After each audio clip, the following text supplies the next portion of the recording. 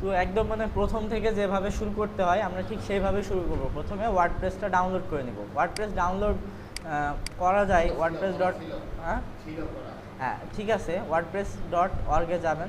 তারপর এখান থেকে আপনি ডাউনলোড করতে পারেন যে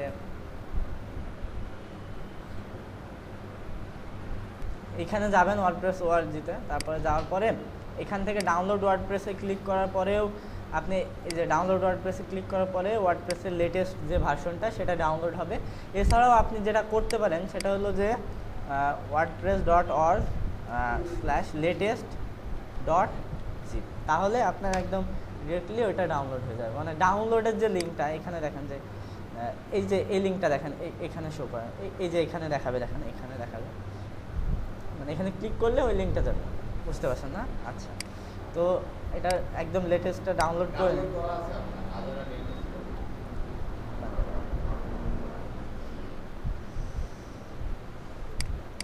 এরপরে যেটা করব htdocs-এ যাব।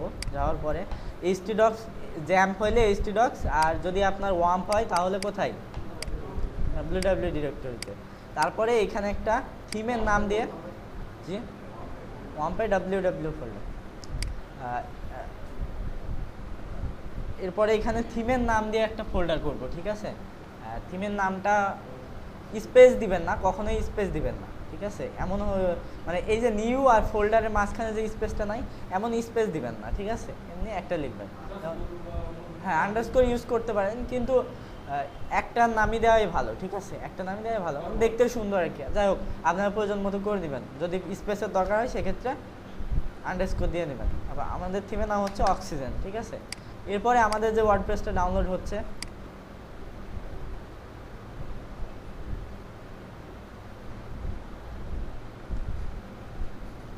এটা ডাউনলোড হোক।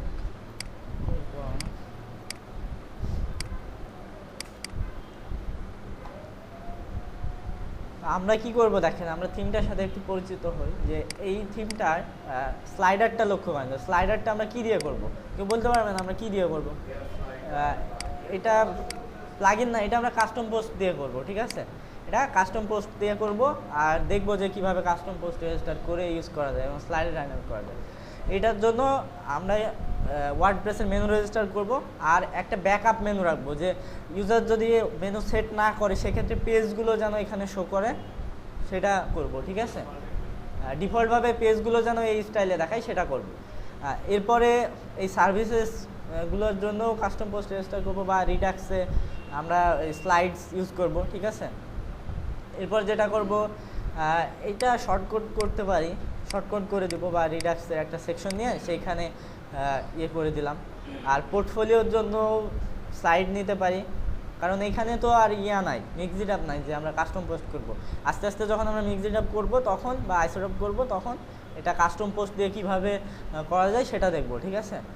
আর টিমটা কাস্টম পোস্ট করব, বা আমরা এই টিমে একটা প্লাগইন বানায় দেখাতে পারি যে অ্যাজাক্স দিয়ে কিভাবে ডুপ্লিকেটে ক্লিক করলে আপনি দেখেন না, অন্য বিভিন্ন প্লাগইনগুলোতে থাকে না যে ডুপ্লিকেটে ক্লিক করলে আরেকটা তৈরি হয়ে যায়, সেখানে টাইটেল ইয়ে দিয়ে আমরা ওটা করতে পারি যে ডুপ্লিকেটে যখন ক্লিক করব তখন আরেকটা আসবে, তখন ছবি আপলোড, টাইটেল, এই ইয়েটা রোলটা আর এক্সার্পটা দিয়ে দেবো, ঠিক আছে? এখানে কিছু ফিল্ড থাকবে যেখানে সোশ্যাল শেয়ারের লিঙ্কগুলো দেওয়া যাবে, ঠিক আছে?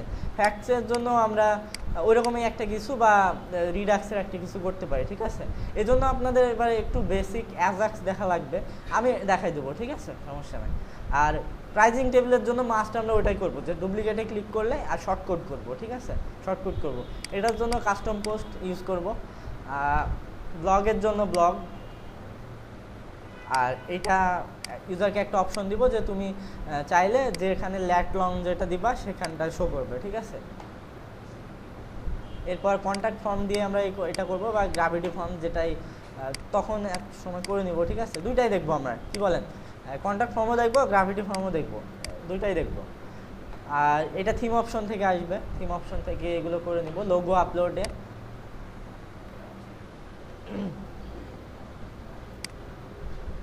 আমাদের ওয়ার্ডপ্রেসটা ডাউনলোড হয়ে গেছে। এখান থেকে ওয়ার্ডপ্রেসটা নিয়ে আমার থিমের ডিরেক্টরিতে, আমি প্রথমে যে ভুলটা করতাম, হয়তো আপনারা সেই ভুলটা করবেন অনেকে, যে ওয়ার্ডপ্রেস htdocs-এ আমার থিমের নাম দেওয়ার পরে আমি HTML-টা এখানে দিয়ে দিতাম, দেওয়ার পরে কই এখানে URL দেই, কই আসে না, সেটআপ তো আসে না, ওয়ার্ডপ্রেস সেটআপ ডিরেক্ট একদম থিম চলে আসছে।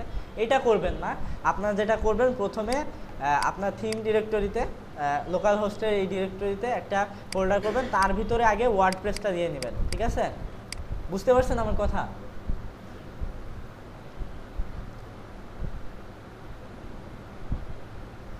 এর মধ্যে আমরা যেটা করব যে ডাটাবেস তৈরি করে নেব, ঠিক আছে? লোকাল হোস্ট PHP myadmin,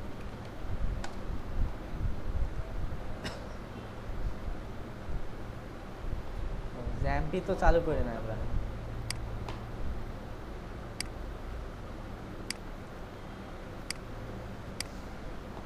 তো আমাদের লোকাল হোস্টে ডাটাবেস তৈরি করতে আমাদের কোনো ইউজার নেম পাসওয়ার্ড দিতে হয় না, কিন্তু আপনারা জানেন যে রিমোট হোস্টটা বা এতে যে লাগে ইউজার নেম পাসওয়ার্ড দিয়ে তবে লগ ইন করতে হয়।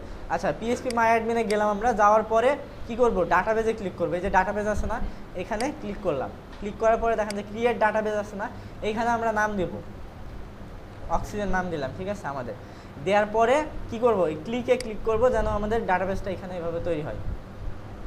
তো কি হলো, আমাদের ডাটাবেসটা তৈরি হয়ে গেল, তাই না? কিন্তু আমরা কোনো টেবিল তৈরি করব না, কারণ ওয়ার্ডপ্রেস ডিফল্টভাবে কিছু টেবিল এখানে দিয়ে রাখছে। আমরা যখন ওয়ার্ডপ্রেস ইনস্টল দেবো তখন আমরা দেখবো, ঠিক আছে? তো আমাদের কি ডাটাবেস তৈরি করা হয়ে গেছে, তাই না? আপনারা তো ডাটাবেস তৈরি করতে পারবেন এবার।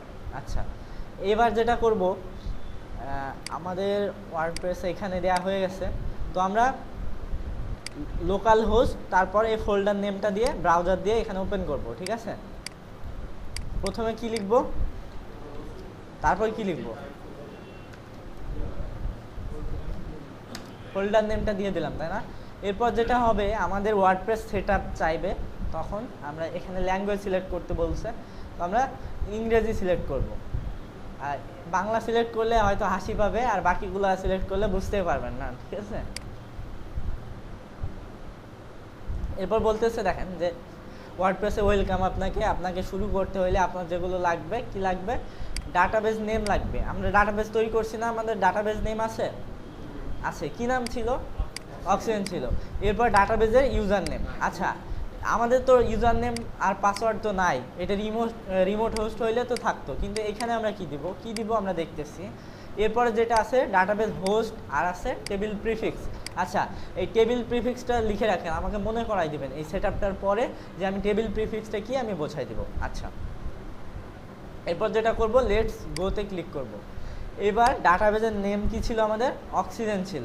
ইউজার নেম কি হবে, এখানে রুট হবে, মানে আমরা যখন রিমোট হোস্টে কাজ করব তখন আমাদের ইউজার নেম পাসওয়ার্ড বানাই নিতে হবে, তখন সেইখানে আমরা যে ইউজার নেম পাসওয়ার্ডটা তৈরি করব সেটা দিব। বাট লোকাল হোস্টে যখন আমরা কাজ করব তখন ইউজার নেমটা দিব রুট, আর পাসওয়ার্ডে কি দিব, পাসওয়ার্ড এমটি, কিছুই থাকবে না। আর আমরা রিমোট হোস্টে কাজ করি বা লোকাল হোস্টে কাজ করি, ডাটাবেসের হোস্ট সবসময় কি থাকবে, লোকাল হোস্টে থাকবে। আর টেবিল প্রিফিক্সের ব্যাপারটা আসে না। এখন দেখেন যে একটা সময় ছিল যখন আমি মনে করতাম, বা অনেকেই প্রায় এই ভুল ধারণাটা ছিল, যে একটা ডাটাবেসে শুধুমাত্র একটা ওয়ার্ডপ্রেসে ইনস্টল দিতে হয়, তাই না? কারণ একটা কিছুদিন আগেও ছিল যে অনেক হোস্টে ছিল যে আপনি শুধুমাত্র একটা সাইটে আপনার হোস্টে তৈরি করতে পারবেন, সেক্ষেত্রে আপনি একটা ডাটাবেসই তৈরি করতে পারবেন। তখন তো মাথায় হাত যে আমাকে তাহলে বারবার এক একটা সাইটের জন্য এক একটা হোস্ট কেনা লাগবে, এক একটা ডাটাবেস কেনা লাগবে, মানে তৈরি করতে হলে এই হোস্ট কেনা লাগবে। তখন আপনার এই টেবিল প্রিফিক্সটা আসে, যে টেবিল প্রিফিক্স মানে মনে করেন যে একটা ক্লাসে যদি রাব্বি নামে দুইজন ছেলে থাকে, বা যে কোনো একই নামে দুইজন ছেলে যদি থাকে, তাহলে কি হয়, যদি সে কালো হয় তাহলে কালো রাব্বি, সাদা রাব্বি, বা ছোট রাব্বি, বড় রাব্বি, এরকম থাকে না? এই যে তাদের চেনার যে উপায়টা, তারা কিন্তু একই নাম, ঠিক আছে, একই নাম, হয়তো যে চিনে না সে মানে আলাদা করতে পারবে না তাদের দুইজনকে, বাট সে যদি জেনে আসে যে ভাই রাব্বি আছে, তখন সে কি একজন যে চেনে সে কি বলবে, ছোট রাব্বি না বড় রাব্বি? তখন যদি বলে ছোট রাব্বি, তাহলে সে ছোট রাব্বির কাছে পাঠিয়ে দেবে। এইটাই হলো প্রিফিক্সটা। আর ইংরেজিতে ওই যে সেকেন্ড পার্টে পড়ছিলাম আমি, যে প্রিফিক্স, সাফিক্স, প্রিফিক্স, এটা হলো সেই ব্যাপারটা, যে যেন চেনা যায়, এদের আইডেন্টিফায়ার একই নামের, কিন্তু একই ডাটাবেসে আমি ওয়ার্ডপ্রেস ইনস্টল করব, কিন্তু একটা ইউনিক তাদের প্রিফিক্স থাকবে, যে যেটা দিয়ে আমি তাকে চিনতে পারি। তো আমরা কি করতে পারি, এখানে অক্সি লিখে দিতে পারি, ঠিক আছে, যে অক্সি নামে যে ডাটাবেসগুলো থাকবে, যে টেবিলগুলো থাকবে সেইগুলো অক্সিজেন। আচ্ছা আমরা এটা দেখব। তো এটা সাবমিট করে দিলাম, তারপর বললো যে ঠিক আছে সব কিছু, এখন তুমি ইনস্টল করো, ঠিক আছে। তো আমাদের যেটা করতে হবে, সাইট টাইটেলটা দিতে হবে যেটা আমাদের এখানে দেখাবে, ঠিক আছে। তো আমি কি লিখলাম, অক্সিজেন লিখবো, অক্সিজেন লিখলাম, তারপর ইউজার নেমটা RF দিলাম, পাসওয়ার্ডটা RF দিলাম, বলতেছে ভেরি উইক পাসওয়ার্ড, ঠিক আছে। এর জন্য আমাদের এখানে টিকটা দিয়ে দিতে হবে কনফার্ম পাসওয়ার্ড, ঠিক আছে। তারপরে কি করব, এখানে আমার ইমেলটা দিয়ে দেই। আর এইটা হলো যে আপনার ওয়েবসাইটে সার্চ ইঞ্জিন ভিজিট করতে আসবে কিনা, গুগল বট যেটা আছে সেটা আপনার সার্চে ইন্ডেক্সিং করবে কিনা আপনার সাইটে। এইটা যদি এখন আমি না দেই তাও সমস্যা নেই, পরবর্তীতে দিয়ে দেওয়া যাবে, আবার এখন দিয়ে দিলেও সমস্যা নেই। হ্যাঁ হ্যাঁ, গুগল সার্চ করবে, কিন্তু আমাদের এইখানে মানে লোকাল হোস্টে সে আসবে না, যখন এটা সার্ভারে থাকবে তখন আসবে, ঠিক আছে। আচ্ছা, এরপরে আমরা কি করলাম, সাইট টাইটেল দিলাম, ইউজার নেম দিলাম, পাসওয়ার্ড দিলাম, ইমেল দিলাম, আর এই যে উইক পাসওয়ার্ডের জন্য এখানে ক্লিক মানে টিক চিহ্নটা দিয়ে দিলাম। এরপর সার্চ ইঞ্জিনের ইন্ডেক্সিংয়ে এখানে ক্লিক করে দেওয়া, তারপরে ইনস্টল ওয়ার্ডপ্রেস। আচ্ছা, ভেরি উইক পাসওয়ার্ড দিলাম বলে আপনারা যেন আবার বাসায় যে এটা হ্যাক করেন না, ঠিক আছে। আচ্ছা, এরপর কি ছিল, RRF, তারপর RRF, ওকে। তাহলে কি হলো, আমাদের ওয়ার্ডপ্রেস ইনস্টল হয়ে গেল, তাই না। এখন যদি আমরা এই যে অক্সিজেন লেখা আছে এখান থেকে যদি ভিজিট সাইটে ক্লিক করি, তাহলে এটা কোথায় যাবে, আমার যে ওয়ার্ডপ্রেসের যে থিমটা এখন কারেন্ট ইনস্টল দেওয়া আছে, সে মানে অ্যাক্টিভ করা আছে, সেটা আমাদেরকে শো করতেছে, তাই না। আচ্ছা, এখন আমরা মনে করেন যে এই থিমটা চেঞ্জ করব, সেক্ষেত্রে আমরা কোথায় যাব, অ্যাপিয়ারেন্সে যাব, তারপর যাব থিমসে। এখানে দেখব যে ওয়ার্ডপ্রেসের যে ডিফল্ট 3টা থিম আছে, 2014, 15 আর 16, এই থিম কয়টা আমি এখানে দেখতে পারবো। এটাকে অ্যাক্টিভ করার জন্য, এটা মানে একটা বাচ্চা ছেলের কাজ, সে দেখলে বোঝা যাবে কি অ্যাক্টিভ। তাহলে দেখেন যে আমার এই থিমটা এখন অ্যাক্টিভ হয়ে গেছে, তাই না। আচ্ছা, ওয়ার্ডপ্রেস কেন এত পপুলার, আপনি যখন ওই যে দেখবেন যে ওপেন কাটের মোটামুটি ভালো এটা, বা আলাদা যেসব CMS-গুলো আছে না, অনেক মানে কঠিন, এই CMS বুঝতেই টিউটোরিয়াল দেখতে হয়, ঠিক আছে। কিন্তু ওয়ার্ডপ্রেস তার ড্যাশবোর্ডটাকে এমনভাবে সাজাইছে, এমনভাবে সুন্দর করে দিয়েছে যেন আপনি ইজিলি এটাকে ম্যানেজ করতে পারেন, ঠিক আছে। তো দেখেন যে আমাদের এই এখন এই নতুন থিমটা কিন্তু অ্যাক্টিভ হয়ে গেছে, তাই না। ড্যাশবোর্ডে ক্লিক করলে আমার ড্যাশবোর্ডের হোম যেটা সেটা থাকবে, এটা ইজিলি ড্র্যাগ করা যায়, ড্র্যাগ করে সরানো যায়, আপনি আপনার ইচ্ছে মতো এখানে ড্র্যাগ করে বসাইতে পারবেন, তাই না। এরপর দেখেন যে আপনার কাস্টমাইজ থিম কাস্টমাইজ করার জন্য এটা, এরপর আছে পোস্ট লেখার জন্য, ব্লগ পোস্ট লেখার জন্য, এরপর আপনি কুইক ড্রাফট, মনে করেন যে আপনার মাথায় একটা ছোট্ট একটা আইডিয়া আসছে, আপনি এখন পাবলিশ করতে যাচ্ছেন না, জাস্ট নোট করে রাখতে যাচ্ছেন, সেক্ষেত্রে এটা ইয়ে করে সেভ ড্রাফটটা সেভ করে রাখতে পারবেন। এরপরে আছে আপনার পোস্ট, এখানে ওয়ার্ডপ্রেসের যে ব্লগ পোস্টের যাবতীয় যা কিছু আছে সব এই পোস্টের ভিতর, যেমন ধরেন অল পোস্টে ক্লিক করলে আপনি আপনার ওয়েবসাইটের সকল পোস্টগুলো এখানে লিস্ট আকারে দেখতে পাবেন। এখন দেখেন যে আমাদের একটা পোস্ট আছে, একটাই শো করতেছে, হ্যালো ওয়ার্ল্ড নামে যে ওয়ার্ডপ্রেসের ডিফল্ট পোস্টটা আছে এটা শো করতেছে। এইখানে কি আছে দেখেন, কমেন্ট আছে একটা, কবে ডেট পাবলিশ হয়েছে, এটা কোন ক্যাটাগরির, এটার অথর কে ছিল, এবং এইটার যে টাইটেলটা ছোট্ট, এবং এখানে edit link, quick edit, trash মানে ডিলিট করে মোটামুটি ডাস্টবিনে পাঠিয়ে দেওয়া, এবং পরবর্তী এখান থেকে রিকভারি করা, ঠিক আছে। বুঝতে পারছেন, এই যে মেইলে থাকে না, জিমেইলে থাকে না যে ওই রকম। আর ভিউতে গেলে আপনি এটা দেখতে পারবেন। এরপরে অ্যাড নিউ গেলে আপনি এখান থেকে অ্যাড নিউ থেকে যে পোস্টের টাইটেল, পোস্টের ডিসক্রিপশন, পাশে এই যে ফরম্যাট, পোস্ট ফরম্যাট, এখানে ক্যাটাগরি সিলেক্ট করে দিতে পারবেন, এবং আপনি এখানে তৈরিও করতে পারবেন, অ্যাড নিউ ক্যাটাগরিতে যে ক্যাটাগরি তৈরি করতে পারবেন। আচ্ছা, এবার ট্যাগ দিতে পারবেন, ওই যে এতদিন যে আমরা ট্যাগ দেখে আসছি না, এইখানে আপনি ট্যাগ অ্যাড করতে পারবেন, এবং ট্যাগ ইয়ে করেও সেখানে শো করাতে পারবেন পরবর্তীতে। এরপরে যেটা আছে ফিচার্ড ইমেজ, ফিচার্ড ইমেজ হলো ওই যে আমরা বলছিলাম না যে বন্যার্থদের নিয়ে যদি শুধু আমরা লিখি, তাহলে দেখবেন যে অনেকেই সেটাকে এড়িয়ে যাচ্ছে, কিন্তু যদি আমরা ওই বন্যার্থদের দু একটা ছবি দিয়ে দিই, সেক্ষেত্রে তারা পড়বে, দেখবে। সেই জন্য আমাদের এই ফিচার্ড ইমেজটা ব্যবহার করব, যে এইখান থেকে আমরা ছবি আপলোড করে দিব, পোস্টের সাথে ইমেজ অ্যাটাচ করে দিব, তাই না। অ্যাড মিডিয়া, এইখান থেকে আমরা কি করতে পারি দেখেন, যে ভিডিও অডিও সেট করতে পারি, বা ইমেজও এইখানেও সেট করতে পারি, এখানেও ইমেজ সেট করতে পারি।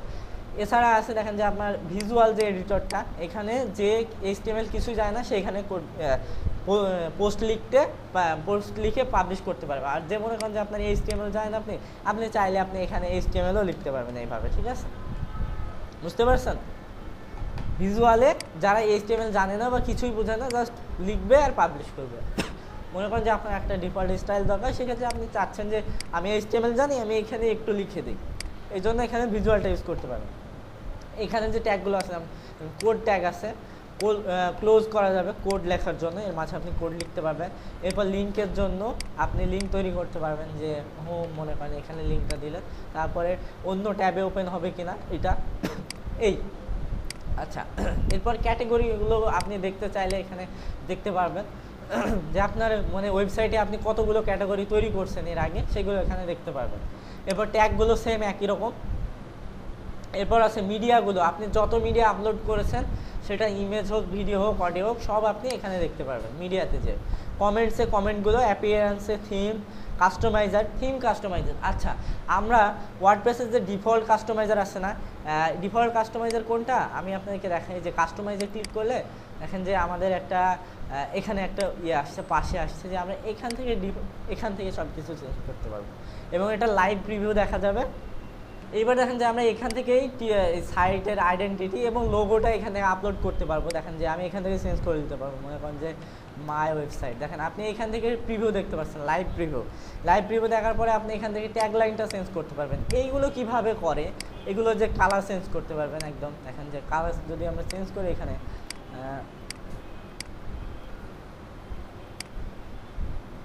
যদি আমি এটা দিয়ে দিই, তাহলে দেখেন যে এখানে কালার চেঞ্জ হয়েছে। এই যে লাইভ প্রিভিউ, এখানে দেখে আপনি ইচ্ছা মতো সাজিয়ে নিলেন, তারপর সেভ অ্যান্ড পাবলিশে ক্লিক করবেন, তখন এটা লাইভে চলে যাবে, তাই না? আচ্ছা, এটাও আমরা দেখবো যে ওয়ার্ডপ্রেস কাস্টমাইজার এপিআই, আপনাদের ওই যে কোর্স প্ল্যানে দেখবেন যে ওয়ার্ডপ্রেস কাস্টমাইজার এপিআই নিয়ে একটা ইয়ে আছে, সেইখানে আমরা এটা দেখবো, ঠিক আছে? এটা একটু কঠিন না, সহজ, খুবই সহজ। এখন মনে হতে পারে যে কঠিন, কিন্তু খুবই সহজ, দেখাই দিলে আপনারা পারবেন। আচ্ছা, এরপরে প্লাগইনস যা কিছু আছে সব এখানে ইনস্টল। প্লাগইন মানে যে প্লাগইনগুলো আপনার থিমে ইনস্টল করে ফেলেছেন আপনি এবং কাজ করছেন, সেইগুলো এইখানে ক্লিক করলে দেখতে পাবেন, ঠিক আছে? অ্যাড নিয়ে গেলে আপনি প্লাগইন যুক্ত করতে পারবেন, এবং এডিটরে গেলে আপনার থিমের আপনি যে এখানে এডিট করতে পারবেন। এই যে যতগুলো এখানে PHP ফাইল আছে না, এখানে আপনি দেখে এডিট করতে পারবেন। কিন্তু এটা একটু ভালো লাগে না, আমার পছন্দ না, আর এটা জানি না, যাই হোক, আপনার পারলে চাইলে ইউজ করতে পারেন। এবার দেখেন ইউজার, আপনার সাইটে যদি যে মাল্টি ইউজার থাকে, যেমন আপনি যদি সাবস্ক্রাইবার নিতে চান, বা যে আমার সাইটে আসবে, তারা সাবস্ক্রাইব করবে, তারপরে পোস্ট লিখবে, পাবলিশ করবে, বা কেউ আসবে শুধু পড়বে, কেউ পোস্ট এডিট করবে। ইউজার নিয়ে আমি আপনাদের জন্য একটা মানে পুরো ক্লাস নিতে চাই, যে একদিন শুধু ইউজার নিয়ে বলবো, যে কার কোন মানে করার পাওয়ার আছে, কার কত ক্যাপাবিলিটি, যে অ্যাডমিনিস্ট্রেটর কি করতে পারবে, সাবস্ক্রাইবার কি করতে পারবে, এডিটর কি করতে পারবে, অথর কি করতে পারবে, এগুলো নিয়ে, ঠিক আছে? টুলসে গেলে আপনার যেটা দেখতে পাবেন যে পেজ দিস আছে, এটা একটা মানে ইজিলি কপি করার জন্য কুইক কপি। আর হলো যে আপনার ইম্পোর্ট এক্সপোর্ট আছে, এই দুটো আমরা দেখবো যে ইম্পোর্ট এক্সপোর্ট কি আসলে। অনেক সময় আমাদের ডেমো কন্টেন্ট আমাদের ওয়ার্ডপ্রেসে ডিরেক্টলি পুশ করতে হয়, ওটা XML ফাইল দিয়ে। যে আমরা যখন থিম সাবমিট করব, তখন আমাদের থিমটা টেস্ট করার জন্য একসাথে অনেকগুলো ডাটা ইনপুট করবো, যে দেখবো যে আমাদের থিমটা ভেঙে যাচ্ছে কিনা, ঠিক আছে? অনেকগুলো মেনু ইনসার্ট করবো। এখন যদি আপনি একটা করে তৈরি করেন, তাহলে দেখবেন যে এক সপ্তাহ আপনার থিম লোড করতে, ডাটাবেস লোড করতে লেগে যাচ্ছে, বা পুরোটা একটা দিনই লেগে যাচ্ছে। সেক্ষেত্রে আমরা ওয়ার্ডপ্রেসের যে একটা ওয়ার্ডপ্রেস কোডেক্সে একটা মানে ডেমো কন্টেন্ট দেওয়া আছে, ওইটা আমরা এই ওয়ার্ডপ্রেস থেকে ইম্পোর্ট করাই দেবো, ঠিক আছে? একইভাবে আমরা একটা ওয়ার্ডপ্রেসের পুরো কন্টেন্ট এক্সপোর্ট করতে পারবো এখান থেকে, ঠিক আছে? এরপর সেটিংসে গেলে আপনার এই যে সাইট টাইটেল, তারপর ট্যাগলাইন, তারপরে অথর ইউআরআই, ইমেল, তারপর পাসওয়ার্ড, তারপরে টাইম ফরম্যাট, এগুলো। রিডিং থেকে আমরা কতটি ব্লগ পোস্টে শো করবে, ফ্রন্ট পেজে কি থাকবে, ফ্রন্ট পেজটা কোনটা হবে, এগুলো আমরা করবো। এগুলো আমরা আস্তে আস্তে দেখবো, ঠিক আছে? যখন কাজ করবো তখন বুঝতে পারবেন আস্তে আস্তে। তারপরে আরেকটা দেখেন যে পারমালিঙ্কস কি। পারমালিঙ্কস হলো যে আপনার পোস্টগুলো কী হিসেবে আপনার এই লিঙ্কটা দেখতে পাচ্ছেন, এই লিঙ্কটা আপনার কীভাবে শো করবে, যে আইডি দিয়ে শো করবে, নাকি প্লেন টেক্সট হিসেবে শো করবে, না ডেট টাইম। আচ্ছা, আমরা যখন কাজ করব তখন এটা বুঝতে সুবিধা হবে। এখন আমি এটাকে একটু স্কিপ করে যাচ্ছি। তো আমরা মোটামুটি ড্যাশবোর্ড সম্পর্কে বুঝতে পারছেন না? ড্যাশবোর্ড সম্পর্কে কারো কোনো ইম্পোর্ট করতে হলে আমরা প্রথমে যাব সেটিং থেকে, টুলস থেকে ইম্পোর্ট, তাই না? এরপরে আমরা ওয়ার্ডপ্রেস ইম্পোর্টটা মনে করেন যে ইনস্টল করে নিলাম এটা, এবার কি বলতেছে যে সব কিছু ঠিক হয়েছে, এবার তুমি হ্যাভ ফান। আচ্ছা, এখন দেখেন যে আমার মেনু, এবার যদি আমি থিমটা রিলোড দেই তাহলে দেখেন যে অনেকগুলো পোস্ট চলে আসছে, পোস্টের ক্যাটাগরি চলে আসছে, কমেন্ট আসছে, তারপরে এই যে দেখেন যে আমার আর্কাইভ চলে আসছে। তারপর দেখেন ইমেজ যদি দেখেন, আপনি পেজ দেখেন যে পেজ কতগুলো আসছে, এতগুলো পেজ কি আমি করছিলাম? পোস্ট দেখেন এতগুলো পোস্ট কি করছিলাম? আমি করি নাই, তারপরও চলে আসছে। এই জন্যই আমরা এই যে ইম্পোর্টটাকে ওইভাবে কাজে লাগাবো, ঠিক আছে? আর একটা ওয়েবসাইটের কন্টেন্ট বের করার জন্য আপনি কি করতে পারেন, এইভাবে এক্সপোর্ট করতে পারেন, ঠিক আছে? আচ্ছা,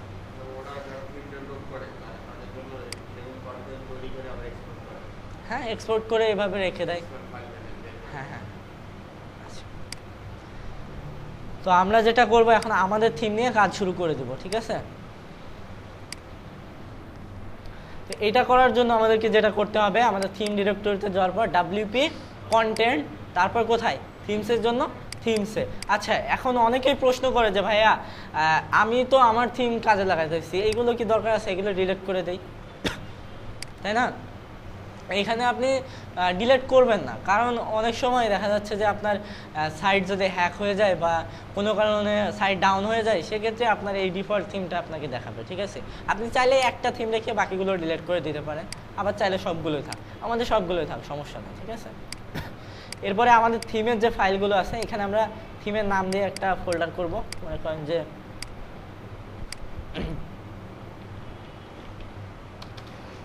সিজন দিয়ে এর ভিতরে আমাদের যে ফাইলগুলো আছে HTML CSS সবগুলো টেনে এখানে ছেড়ে দিলাম, তাই না? হয়ে গেল থিম ডেভেলপমেন্ট। এবার আমরা অ্যাপিয়ারেন্সে যাব, যে দেখবে যে আমাদের থিম চলে আসছে কিন্তু কাজ হয় না, ঠিক আছে? এখানে দেখা যাচ্ছে যে এটা যে আমরা যে থিমের যে একটা প্রসেস আছে সেটা ইনকমপ্লিট, ঠিক আছে? এখনও কমপ্লিট হয় নাই কাজে, এই থিমটা পাচ্ছে না, স্টাইল শিট মিসিং আছে। এবং আমি যদি স্টাইল শিট দেই, এখানে দেখেন যে এখানে স্টাইল শিট যদি তৈরি করি একটা,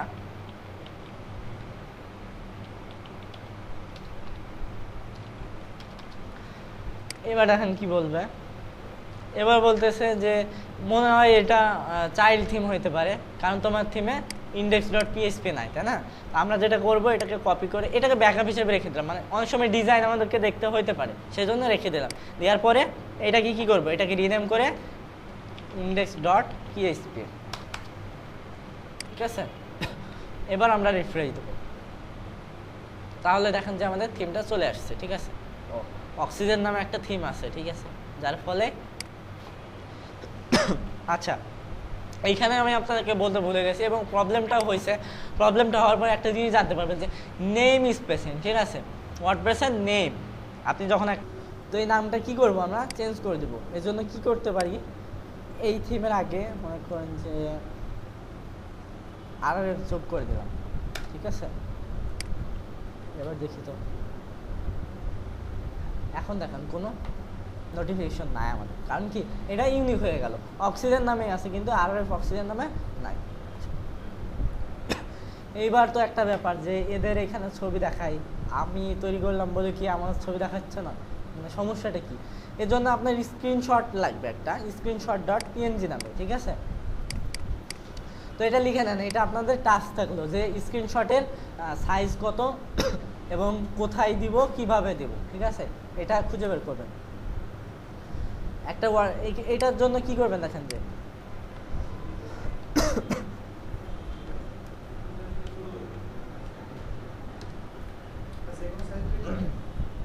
যে কোনো সাইজ দিলেই নিবে, সমস্যা নাই, কিন্তু এর একটা মানে ডাইমেনশন আছে, যেটা দিলে আপনার রেজুলেশনটা ঠিক থাকবে। হ্যাঁ, এটা না একটু দেখি, ভুলে গেছি। এই যে 880x660, এইটা মানে প্রায় হয়, ঠিক আছে? মানে আপডেট হয়, একসময় আরো অনেক কম ছিল, 480 ছিল একসময়, মনে হয়। এটা পরবর্তী চেঞ্জ হয়েছে কেন, মানে আপনি যে কোনো সাইজের দিলেই হবে, কিন্তু এটাই কেন দিব? হ্যাঁ, PNG ফাইল এবং screenshot.png, ঠিক আছে? আচ্ছা, এই সাইজে কেন দিব বলতে পারবেন? এই সাইজে কেন দিব? হ্যাঁ, এবং এর যে রেজুলেশনটা মানে সুন্দরভাবে দেখাবে, হয়তো ছোট দিলে ফেটে যাবে, বড় দিলে বাঁকা হয়ে যাবে, চ্যাপ্টা হয়ে যাবে, কিন্তু আপনি যদি এই সাইজে দেন তাহলে। তো এটা আপনাদের টাস্ক থাকলো, ঠিক আছে, এটা আপনারা করবেন। করার পরে আমরা এখন যেটা করব যে আমাদের এই থিমটা অ্যাক্টিভ করব। অ্যাক্টিভ করার পরে কি করব, অ্যাক্টিভ করার পর কি করব, ভিজিট সাইটে ক্লিক করব, দেখবো যে আমাদের থিমটা অনেক সুন্দর হয়ে গেছে। এখন আমরা ক্লায়েন্টকে দিয়ে দেবো, হ্যাঁ ক্লায়েন্টকে দিয়ে দেবো। দেওয়ার পরে ওয়েলকাম টু অক্সিজেন আসছে, কিন্তু আমাদের কী হয়েছে দেখেন সব ভেঙে গেছে। কেন ভাঙলো? আমার তো সবই এই যে সিএসএস লিঙ্ক করানো আছে। আচ্ছা কেন পাইলো না এটা বলতে পারেন? হ্যাঁ, এটা ডাইনামিকভাবে কল করতে হবে যেন আমার থিম ডিরেক্টরি থেকে এটা ডাইনামিক্যালি পাই এবং সার্ভারে এটাকে পাই। সার্ভারে HTML বুঝতে পারতেছে না, ঠিক আছে, মেনলি সমস্যা হলে বুঝতে পারতেছে না, এই কারণে পাচ্ছে না। আচ্ছা এখন আমি যেটা করব, ইচ্ছে করে একটা ভুল করে রাখবো এবং আপনাদেরকে পরবর্তী সেই ভুলের সমাধান দিব। এখন যেটা করব, ফাংশনস PHP নামে একটা ফাইল তৈরি করব। ফাংশনস, ঠিক আছে, ফাংশনস, হ্যাঁ ওকে। আমরা ফাইলটা তৈরি করলাম, করার পরে এখন যেটা করব, সাবলাইম টেক্সট ওপেন করব, ঠিক আছে। আপনারা সাবলাইম টেক্সট ওপেন করবেন।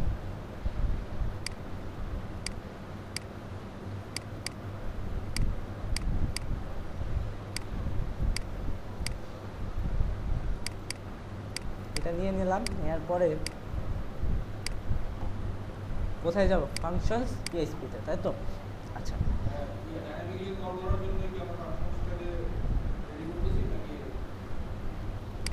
এটা যদি আমরা করতে চাই তাহলে আগে দেখেন যে আমরা এখানে গেট টেমপ্লেট ডাইরেক্টরি দিয়ে কিন্তু দিয়ে দিতে পারি।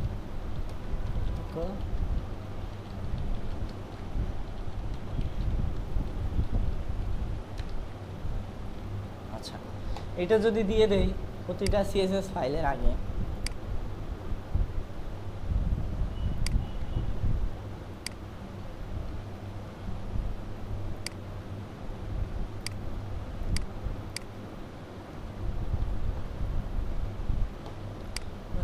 তাহলে এখন দেখবেন যে আমাদের থিমের স্টাইল কিন্তু পাচ্ছে, ঠিক আছে। সেক্ষেত্রে আবার যে কোয়েরিটা কাজ করতেছে না, যার ফলে প্রিলোডারটাও সরছে না। আমরা কি করব, প্রিলোডারটা উঠাই দেব, প্রিলোডার। তাহলে দেখেন যে আমাদের স্টাইলটা কিন্তু পাইছে মোটামুটি, তাই না? প্রিলোডার, এখন প্রিলোডার কিভাবে কাজ করে বলেন তো? উইন্ডো লোড ফাংশন, অর্থাৎ কি, আমার উইন্ডোর পুরো টেক্সট যখন ডকুমেন্ট যখন লোড হয়ে যাবে তখন এটা সরে যাবে, এটা সরে যাবে আর ওয়েবসাইটটা দেখাবে। এই যে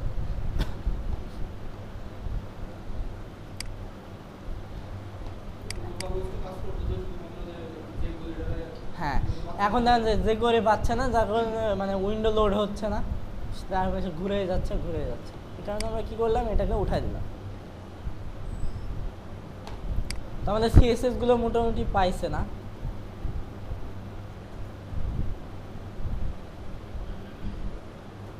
আচ্ছা CSS পাইছে কিছু। এরপর যেটা করব, গুগল ফন্ট ফেভিকনের জন্য নিচে আমাদের জাভাস্ক্রিপ্টগুলো আছে, যেগুলো আপনার সার্ভার থেকে কল করা আছে সেইগুলো কি করার দরকার নাই, গেট টেমপ্লেট ডাইরেক্টরি দেওয়ার দরকার নাই।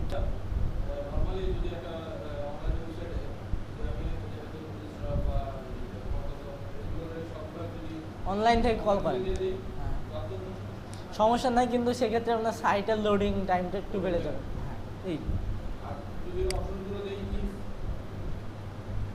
না, ওইখানে ইফের দরকার না, আপনার ফাইল কখনোই মানে ইয়া হবে না।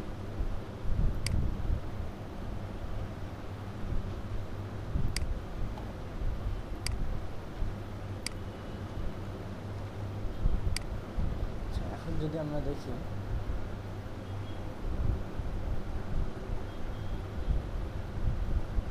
তাহলে এই যে পাচ্ছে, কিন্তু অনেকগুলো এখনও কিছু পায় নাই। যেমন ধরেন কেন পায় নাই সেটা আমি এখন আপনাদেরকে দেখাতে যাচ্ছি না, কারণ আমি বলছিলাম না একটা ভুল করে রাখছি, ওই ভুলটা আমি আপনাকে শেষে দেখাবো, ঠিক আছে। আচ্ছা আচ্ছা, এমনভাবে গেট টেমপ্লেট ডাইরেক্টরি দিয়েও কিন্তু থিম অ্যাক্টিভ করা যায়, ঠিক আছে, কোনো প্রবলেম নাই। আচ্ছা, আমরা কন্ট্রোল জেড দিয়ে ফিরে যাই, প্রথম থেকে শুরু করবো আমরা। পিএইচপি ল্যাঙ্গুয়েজ এটা, ঠিক আছে, এটা ল্যাং ইএন, অর্থাৎ আমরা যখন এইখান থেকে সেটিং থেকে জেনারেলে যাই, সাইট ল্যাঙ্গুয়েজ, তাই না, এইটার কি হবে, ইএন হবে না, হ্যাঁ, সাইট ল্যাঙ্গুয়েজ, ওই যে আপনার ল্যাঙ্গুয়েজ অ্যাট্রিবিউট ইএন মানে ইংলিশ হবে না। আমরা কোথায় দেখতে পাবো এটা বলেন তো? এই যে আমরা এখানে দেখতে পাচ্ছি, তাই না। এইটাকে যদি আমরা ডাইনামিকলি করতে চাই, অর্থাৎ যদি আমরা মানে ট্রান্সলেট এটা অ্যাভেলেবেল করতে চাই সাইটটার জন্য, অর্থাৎ মাল্টি ল্যাঙ্গুয়েজ যদি করতে চাই, সেই ক্ষেত্রে আমাকে এটাকেও ডাইনামিক করতে হবে, ঠিক আছে। এটাকে ডাইনামিক করার জন্য আমরা কী করবো, পিএইচপি ল্যাঙ্গুয়েজ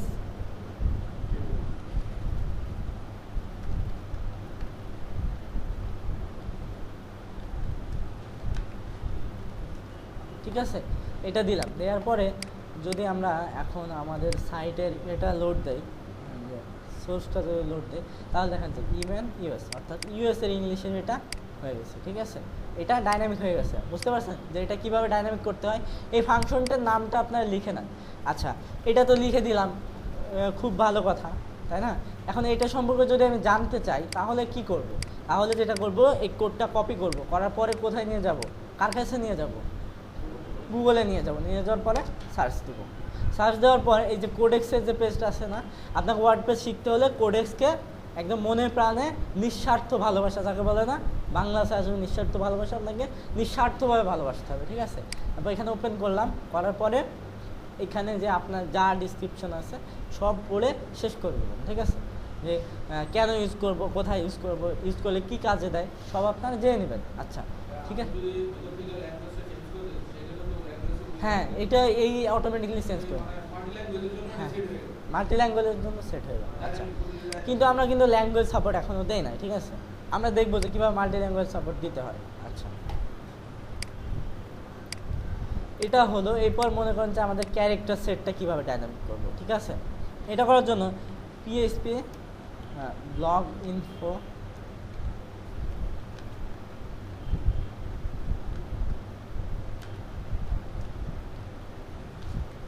কী করলাম, PHP blog info character set, তাই না। এখন যদি আমাদের সার্চটা দেখেন, তাহলে দেখেন ইউটিএফ 8 আছে না, এখন যদি এটাকে রিফ্রেশ দেয়, তাহলে এটা কী হয়ে গেল, এটা ডাইনামিক হয়ে গেল। বুঝতে পারছেন? এর আগের অবস্থাটা আর এই অবস্থাটা দেখলে বুঝতে পারবেন। জি, আচ্ছা, কোডটা ব্লগ ইনফো ক্যারেক্টার সেট। এখন যদি আমি ব্লগ ইনফো দিয়ে সার্চ দিই, তাহলে দেখবেন যে ব্লগ ইনফোতে অনেক কিছু আছে, কিন্তু ব্লগ ইনফোর কিছু কোড ডেপ্লিকেটেড হয়ে গেছে, ঠিক আছে। তো আমরা বেছে বেছে ইউজ করব, কোনটা চলতেছে কোনটা চলতেছে না। আচ্ছা, দেখেন ব্লগ ইনফো নেম হয়, ডিসক্রিপশন হয়, এই তারপরে আপনি এখানে যদি গুগল লিখে সার্চ দেন, ক্যারেক্টার সেট,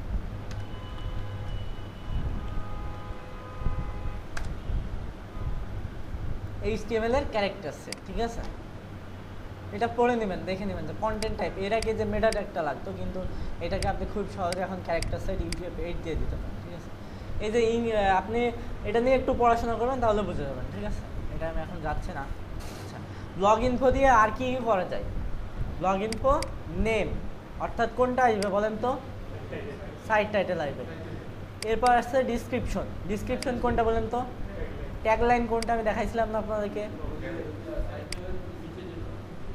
এই যে এটা, ঠিক আছে।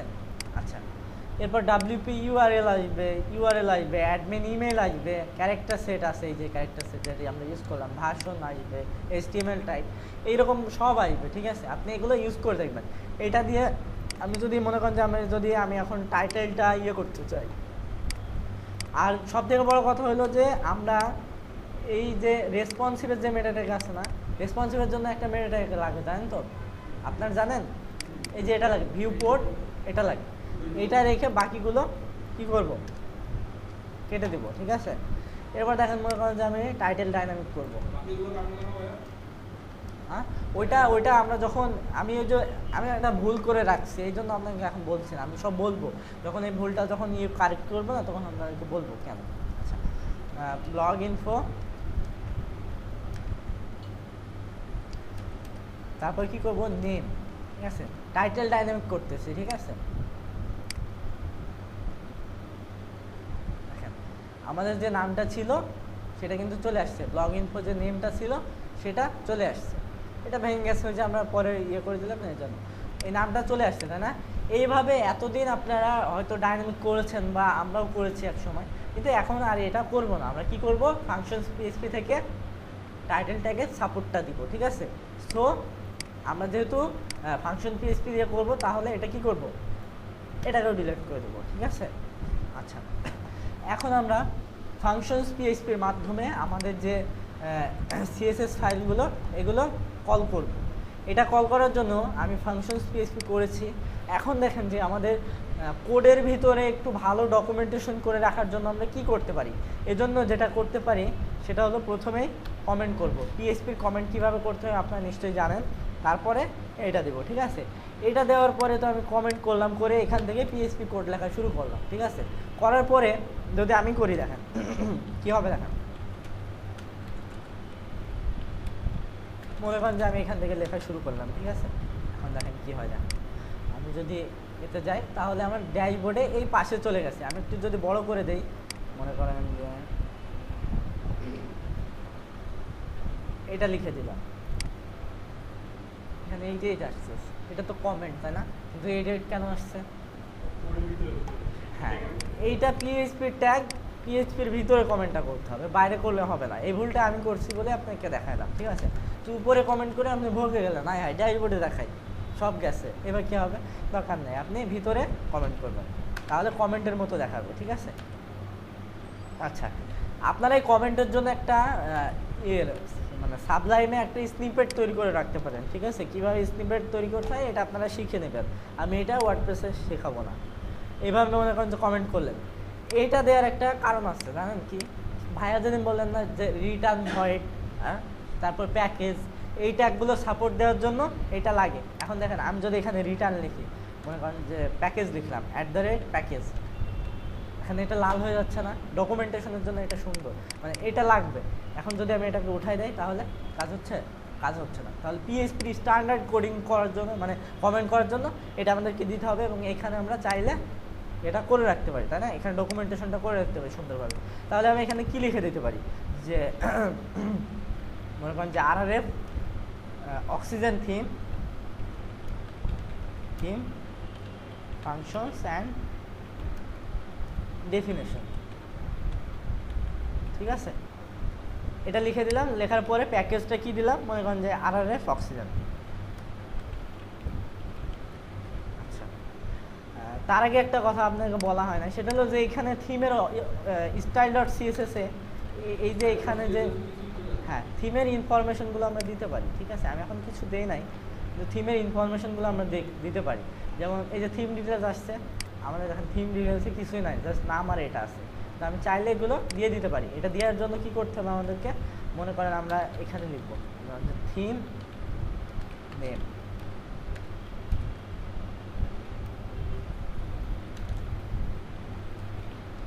তারপরে থিম URI,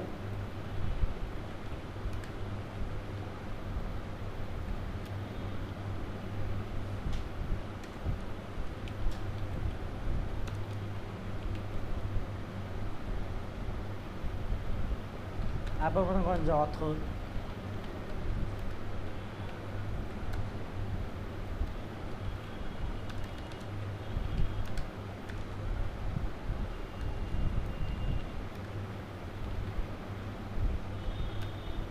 আচ্ছা এখানে HTTP-টা দিয়ে দিবেন, ঠিক আছে। আমাদের সেম এখানেও একই ব্যাপার। তারপরে আর যেটা করতে পারি, ডিসক্রিপশন লিখতে পারি, ঠিক আছে। তারপরে কি করতে পারি, তারপরে ট্যাগগুলো লিখতে পারি, ট্যাগস। তারপর কি করতে পারি, টেক্সট ডোমেন লিখতে পারি, তাই না? এরকম লিখতে পারি। আচ্ছা, এখন তো বুঝলাম এগুলো লিখতে হবে। এগুলো কোথায় পাবো? মনে করেন যে আপনি গুগল সার্চ করে খুঁজে পাচ্ছেন না একবারে, তখন আপনি যেটা করবেন, এদের যে ডিফল্ট থিম আছে না, এদের স্টাইল সিএসএসটা ওপেন করেন, এদের যে স্টাইল সিএসএস এটা ওপেন করেন, করে দেখেন এরা কী কী দিচ্ছে। মনে করেন যে এটা দিয়ে আপনি একটা স্নিপেট বানায় রাখলেন, এটা এখানে কপি করে দিয়ে দিলেন, এইটা দিয়ে একটা স্নিপেট বানায় রাখলেন, এটা খালি করে রাখলেন, এরকম এরকম, ঠিক আছে। যেমন আমাদের মনে করেন যে এখানে নাম হলো আর তারপরে এগুলো এগুলো যা আছে সবগুলো চেঞ্জ করে এটা কেটে দিলাম।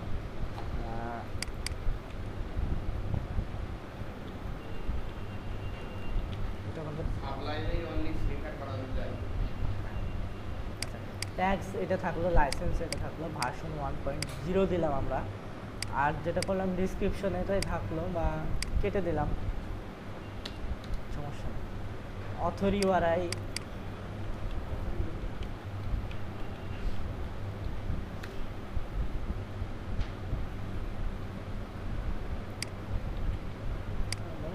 দিয়ে দিলাম। জি ভাইয়া, থিম ইউআরআই, আচ্ছা থিমের নেম, থিম ইউআরআই যখন আমরা দিব তখন দেখেন যে কি হবে, ভিউ ডিটেলসে যদি ক্লিক করি তাহলে যে আমাদের থিম আছে না, থিম ভার্সন, আচ্ছা এই যে এখানে লিঙ্ক চলে আসছে না rrfoundation.net, কোথায় আসছে, এই যে এখানে আসছে, এখানে দেখেন এখানে, অর্থাৎ এখানে ক্লিক করলে কোথায় যাবে, এখানে ক্লিক করলে কোথায় যাবে, rrfoundation.net এ চলে যাবে, ঠিক আছে। হ্যাঁ, ডেমো দেখার জন্য বা আপনার থিমের ডকুমেন্টেশনের জন্য, ঠিক আছে। টেক্সট ডোমেনটা কী জিনিস, টেক্সট ডোমেন হলো আমরা যখন ওই যে ওয়েবসাইটকে মাল্টি ল্যাঙ্গুয়েজ সাপোর্ট দিব তখন এই টেক্সট ডোমেনটাকে ধরে সে সব কিছু কী করবে, অনুবাদ করবে, করে দেখাবে, তাই না। আচ্ছা, তাহলে আমরা থিম ইনফরমেশন তো দিয়ে দিলাম, তাই না, স্টাইল সিএসএস এ। একই সাথে সাথে আমরা এটা কি করলাম, পিএইচপির কমেন্ট করলাম। আর এটা কি করলাম, এটার কমেন্টের সাথে মিল আছে, এটা কি ওয়ার্ডপ্রেসের ইনফরমেশনের জন্য এই কমেন্টটা করলাম। এই যে জাস্ট এটা দিয়ে শুরু, এটা শেষ। আর এখানে পিএইচপির কমেন্ট করলাম কিভাবে, এইরকমভাবে, ঠিক আছে, যেন এই সাপোর্টটা আমরা পাই। বুঝতে পারছেন কোন সাপোর্টের কথা বলছি, এই সাপোর্ট। আচ্ছা, এখানে আমরা যেটা করব, প্রথমে একটা কন্ডিশন দেব যে ইফ, তারপর কি করব, প্যারেনথিসিস, তারপরে নট ফাংশনস, এই ফাংশন এক্সিস্ট,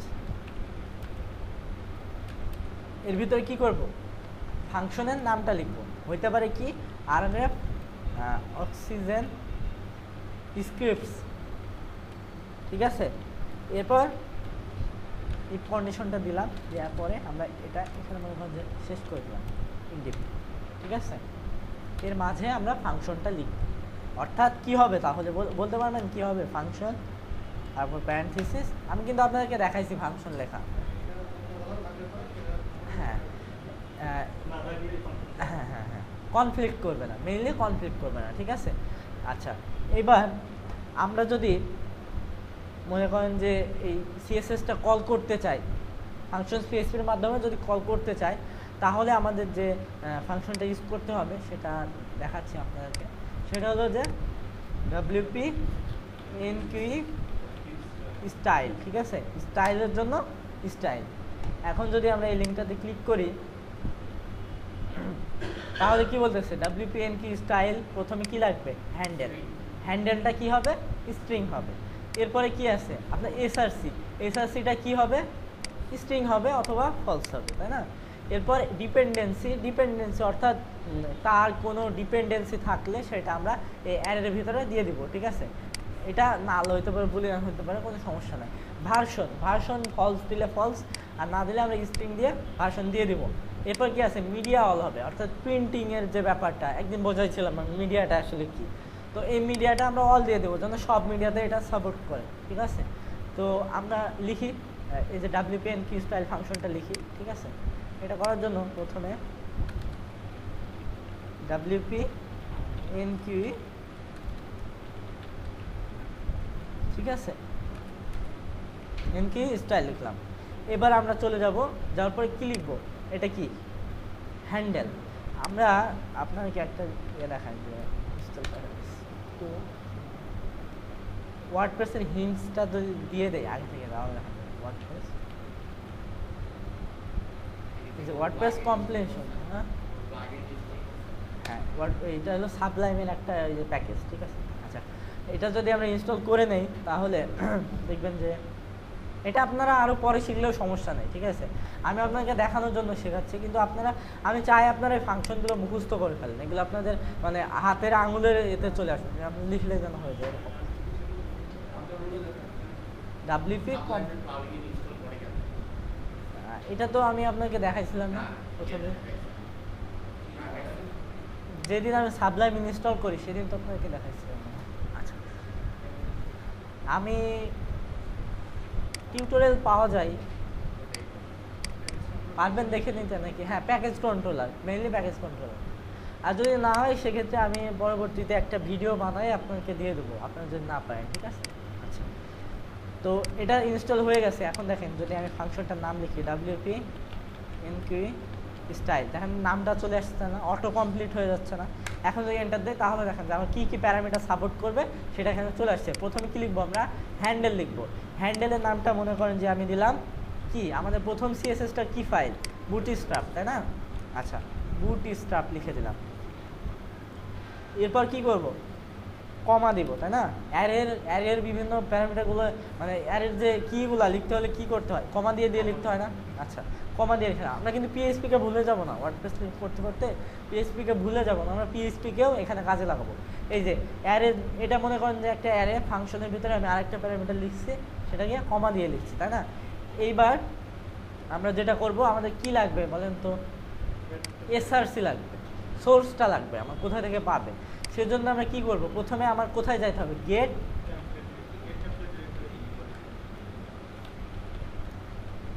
ইউআরআই, ঠিক আছে। তাহলে কোথায় যাবে? আমাদের ডিরেক্টরিতে যাবে। ভাইয়া বুঝতে পারছেন? আমরা বলতেছি যে তুমি সোর্সটা নিবা, এই তো সোর্স নিতে হলে প্রথমে তুমি কোথায় যাবা? টেমপ্লেট ডিরেক্টরিতে যাবা।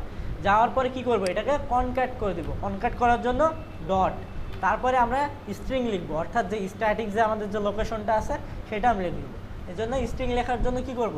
কোটেশন দিয়ে দিব, এরপর স্ল্যাশ, তারপরে আমাদের যে সোর্সটা আছে, দেখেন সোর্সটা কোথায় আছে? সিএসএস ফোল্ডারের ভিতরে বুটস্ট্র্যাপ মিন সিএসএস, এটাকে আমরা কপি করলাম। করার পরে আমার গেট টেমপ্লেট ডাইরেক্টরি যাবে, যাওয়ার পরে আমার ইউআরএলটা শেষ হয়ে গেলে তো হবে না, তাই না? তারপরে একটা স্ল্যাশ লাগবে, তারপরে আমার সিএসএস ফাইল, তারপর বুটস্ট্র্যাপ মিন সিএসএস, তাই না? এবার আমাদের সোর্স হয়ে গেল। সোর্স হওয়ার পর কি লিখবো? আমরা ডিপেন্ডেন্সি লিখবো। ডিপেন্ডেন্সি লিখতে হলে কি করতে হবে? অ্যারে দিতে হবে।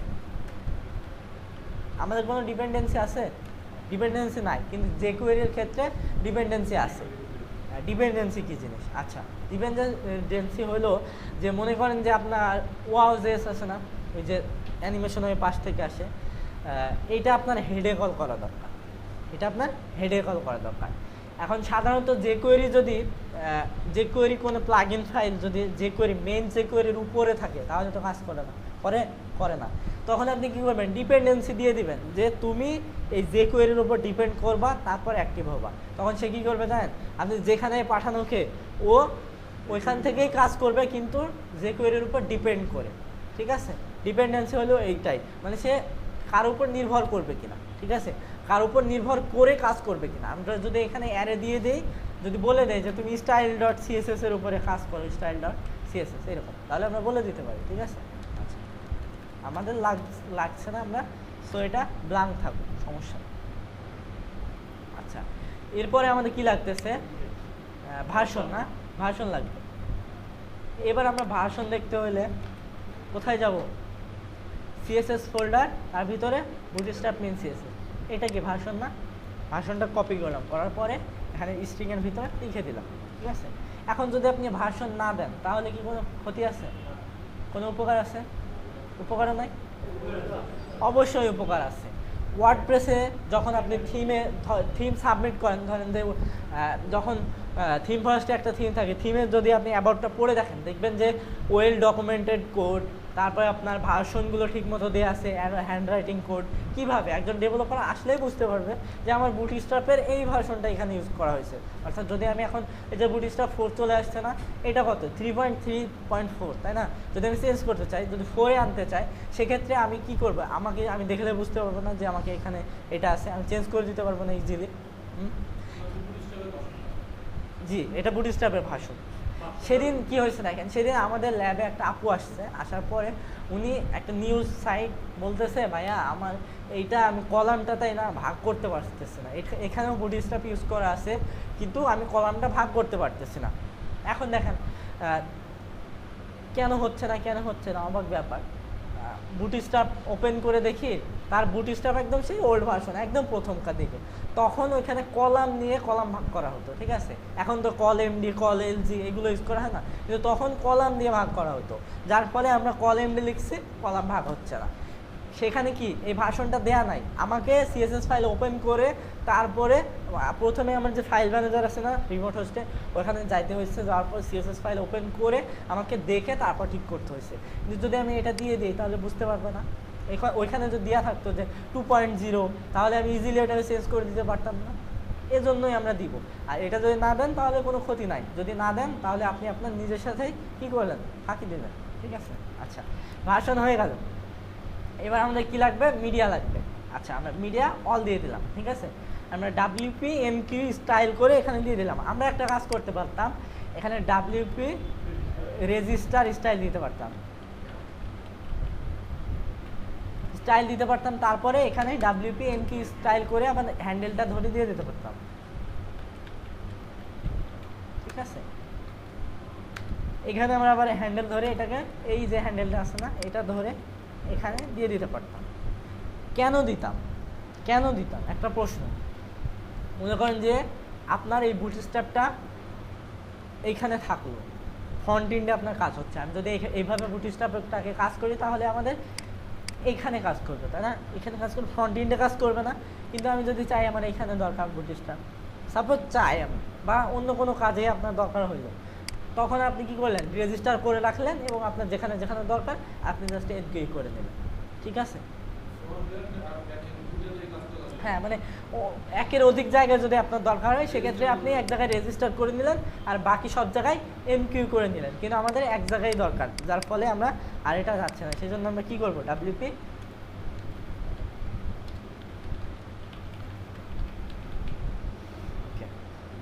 এটা মুছে দিলাম। এইবার আমরা আসেন যে আমরা অ্যাকশন ব্যবহার করব, অ্যাড অ্যাকশন হুকের মাধ্যমে। অ্যাড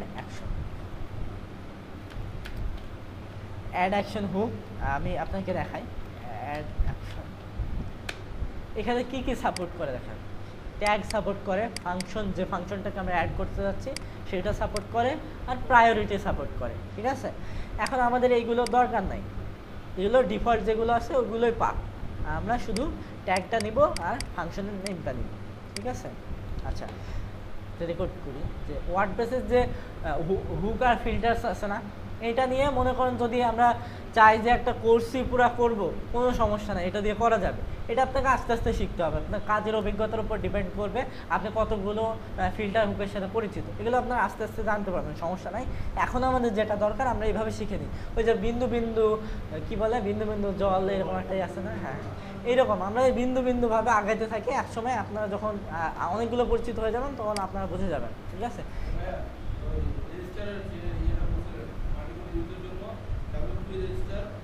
স্টাইল, আচ্ছা, প্রথমে আমরা কি করব, ট্যাগের জন্য এটা আর এটা। আচ্ছা, আমাদের ফাংশন নেমটা এখান থেকে নিয়ে এসে এখানে দিয়ে দেব, ঠিক আছে, কোনো ইয়া নাই, আমরা ফাংশন নেমটা এখানে দিয়ে দেব। কারণ মনে করেন যে সব সময় দেখেন না যে ওয়ার্ডপ্রেসে এই অ্যাড অ্যাকশনটা এই ফাংশনের নিচে লেখা থাকে অথবা উপরে থাকে, এটার সাথে কোনোভাবে সম্পর্কিত না। আপনি চাইলে এটা মানে 1000 মাইল দূরেও লিখতে পারেন, কোনো সমস্যা নাই, জাস্ট আপনার এইটা আর এটা এক থাকতে হবে, ঠিক আছে, যে আমার এই ফাংশনটাকে এই হুকের মাধ্যমে, অ্যাকশন হুকের মাধ্যমে আমি রান করব, ঠিক আছে, বুঝতে পারছেন। তো মনে করেন যে আপনি এখানে অনেকগুলো ফাংশন লিখলেন, কিন্তু অ্যাড অ্যাকশনগুলো এরকম মনে করেন যে আপনার 10টা অ্যাড অ্যাকশন আছে, আপনি এইভাবে লিখতে পারেন, জাস্ট আপনার এটা আর এটা এক থাকতে হবে, ঠিক আছে। এগুলো দিয়ে এখন মাথা নষ্ট করার দরকার নেই, যদি কনফিউশন থাকেন তাহলেও ঠিক আছে, যদি বুঝতে পারেন তাহলেও ঠিক আছে, সমস্যা নেই, আস্তে আস্তে বুঝে যাবেন। তো অ্যাড অ্যাকশনটা দিয়ে দিলাম, তারপরে আমাদের একটা হ্যাঁ অনেকটা এরকম। আচ্ছা, এখানে আমরা কি করব, অ্যাকশন হুকটা দিয়ে দিব। অ্যাকশন হুকটা আমাদের কি হবে, WP NQE স্ক্রিপ্টস, স্ক্রিপ্টস, ঠিক আছে। আচ্ছা, এইটা অ্যাকশনটা হতেছে এটা, ঠিক আছে। তো ফাংশন দিলাম, ফাংশন নেমও দিলাম, এরপর বুটস্ট্র্যাপ সব কিছুই ঠিক মতো লিখলাম। লেখার পরে এখন আমি রিলোড দিই, পাইছে সিএসএস কি পেয়েছে? পায় না।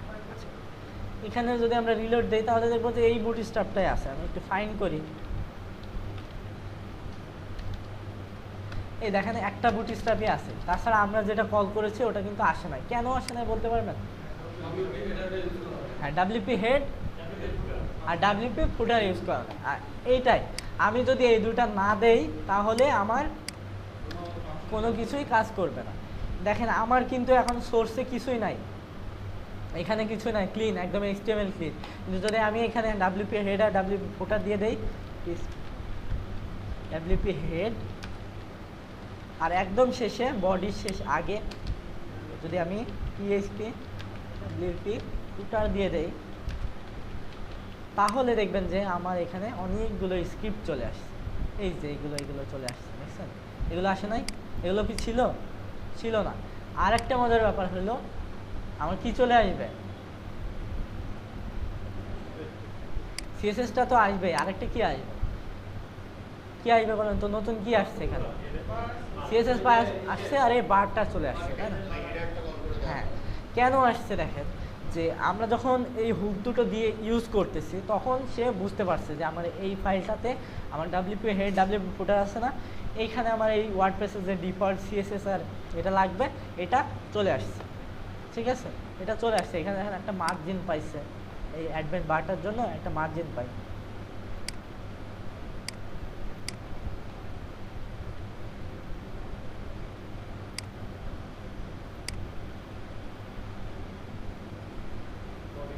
একটা মার্জিন পাই, ঠিক আছে। এখন খুঁজতে গেলে সময় নষ্ট হবে। আচ্ছা, তাহলে কি আমাদের বুটস্ট্র্যাপ পেয়ে গেল না?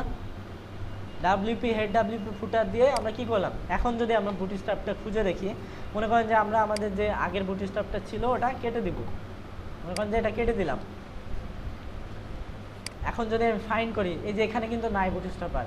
এখন যদি ফাইন করি, দেখেন আমি হ্যান্ডেলটা কি দিয়েছিলাম? হ্যাঁ, হ্যান্ডেলটা দেখেন কি দিয়েছিলাম? বুটস্ট্র্যাপ। এখানে বুটস্ট্র্যাপ সিএসএস চলে আসছে, আইডি, এই যে ভার্সনটা চলে আসছে, দেখতে পাচ্ছেন? ভার্সনটা কোথায় আসছে? এখানে আসছে। আমি কিন্তু এটা মানে সাথে দেই নাই, কিন্তু ভার্সনটা কিন্তু আমার এই পাতে দেই নাই, কিন্তু আমি কি দিছি এখানে আমার যে সোর্স, এখানে গিয়ে ভার্সনটা দিছি, কিন্তু ও কি করছে দেখেন, ভার্সনটা এখানে শো করতেছে। অর্থাৎ আমি যখনই সোর্স দেখবো, একজন ডেভেলপার কি দেখা প্রথমে? সোর্স দেখে না, সোর্স দেখলে বোঝা যাবে যে এখানে ভার্সনটা হলো 3.3.4, ঠিক আছে। এইখানে বুটস্ট্র্যাপ লিখলাম, কিন্তু সিএসএস কেন আসলো? কারণ আমি যে ফাংশনটা ইউজ করে এটাকে কল করেছি সেটা কি? ডাব্লিউপি এমকিউ স্টাইল, জাস্ট এটুকুর কারণে সে সিএসএসটা যোগ হয়ে গেছে, ঠিক আছে।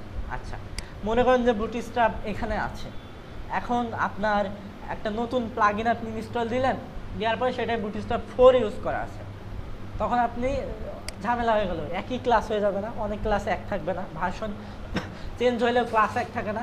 সেজন্য আমরা এখানে কি করতে পারি বলেন তো? হ্যাঁ, প্রিফিক্স লাগাই দিতে পারি, গুড। আরএফ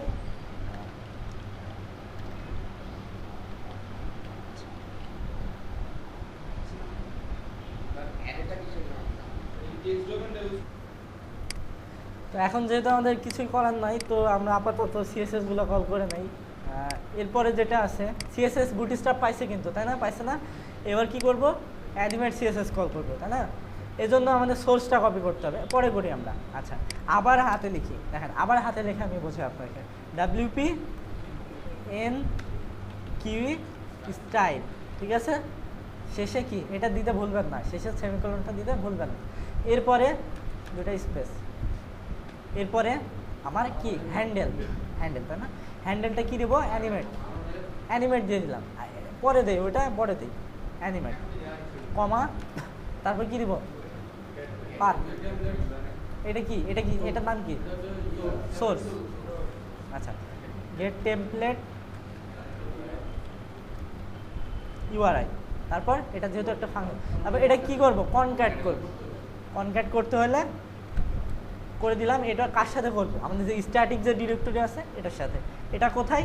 এটার পরে একটা স্ল্যাশ দিব, ঠিক আছে? এটা স্ল্যাশটা কেন দিব আমি বলতেছি আপনাকে, দেখেন অ্যানিমেট। এবার এটা কপি করবো, আমাদের যে স্ট্যাটিক যে পাথটা এটা কপি করব, করার পরে কপি করা হয় নাই, কপি করলাম, করার পরে এখানে পেস্ট করে দেবো, ঠিক আছে? এরপরে কি দিব? ডিপেন্ডেন্সি দেবো। এটা একদম ফুল মুখস্থ করে ফেলবেন, তারপরে কি দিব, কোথায় কি দেবো, অ্যারে, তারপর ভার্সনের উপরে কি দিব, ভার্সন দিব না। আচ্ছা, ভার্সন দেখি তো আছে কিনা। ভার্সন নাই, তাই না? ভার্সন কি আছে? সেই ক্ষেত্রে কি করবো? ভার্সন নাই, কি করবো? এরকম এরকম রাখবো, এরকম রাখবো। এরকম রাখলেও কিন্তু সেই স্পেস শো করবে, করবে না? স্পেস ক্যারেক্টার না পিএসপিতে, স্পেস শো করবে। সেই জন্য আমি কী করবো বললেন তো? কী করবো? নাল, অপরটা চলে যাবো না, ফাঁকা পড়ে থাক, যে এটা নাই ভাই, থাক, এটা ফাঁকা। আচ্ছা, এরপর কি লিখবো? এটা কি অলটা? কি মিডিয়া? আচ্ছা, অলটা লিখে দিলাম, ঠিক আছে? আচ্ছা, এখন যদি আমরা দেখি, সোর্স দেখি, তাহলে কি দেখবো? সার্চ দেই, অ্যানিমেট আসছে, অ্যানিমেট আসছে, ক্লিক করলে যাচ্ছে, অ্যানিমেটে যাচ্ছে, যাচ্ছে। আচ্ছা, এখন যদি আমি এইটা দিতে ভুলে যাই, এই যে আমার যে এই স্ল্যাশটা আছে এটা দিতে যদি আমি ভুলে যাই, সাপোজ ভুলে গেলাম, তাহলে কি হবে? দেখেন যে আমার যে ডিরেক্টরি সেটা আসছে প্রথমে local host, oxygen, WP content, themes, RF oxygen, CSS, এই যে সিএসএস, আরএফ অক্সিজেন, তারপরে এই যে সিএসএস আর অক্সিজেন এক জায়গায় হয়ে যাচ্ছে, দেখছেন? অর্থাৎ কনক্যাট বলে লেগে গেছে। এর যে ডিরেক্টরির নেমটা এটা ঠিক নাই, এই জন্য আমাকে কী করতে হবে? এখানে স্ল্যাশটা দিয়ে দিতে হবে। হ্যাঁ,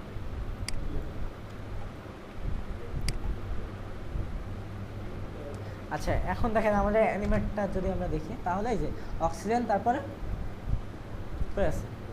আসছে না? এখন যদি ক্লিক করে যাবে না? আচ্ছা, বুঝতে পারছেন এই স্ল্যাশটা কেন দিতে হবে আমাদেরকে? আচ্ছা, তাহলে অ্যানিমেটও হয়ে গেল। এরপর কি আছে? ফন্ট ও সাউন্ড, আমরা কপি করে নেই। আবার কি হাতে লেখে দেখার প্রয়োজন আছে না? এটাকে ডুপ্লিকেট করে নিয়ে করবো। আচ্ছা, কন্ট্রোল ডি, কারণ আমাদেরকে যে কোয়েরিগুলো কল করতে হবে, তো এই কারণে আমি দেখাচ্ছি। আচ্ছা, সাবলাইমে কন্ট্রোল শিফট দিয়ে, আর অন্যান্যগুলোতে কন্ট্রোল ডি। আচ্ছা, এখানে হ্যান্ডেল দেবো। আমাদের হ্যান্ডেল কি ছিল? ফন্ট ও সাউন্ড, ফন্ট ও সাউন্ড। হ্যাঁ, আপনার হ্যান্ডেল আপনি যে নামে দিতে পারেন, মানে আপনার ছেলের নাম আপনি যা খুশি রাখতে পারেন, সমস্যা। ঠিক আছে? আচ্ছা, এবার ভার্সনটা দেখবো আমরা। ফন্ট ও সাউন্ডের ভার্সন 4.3.0।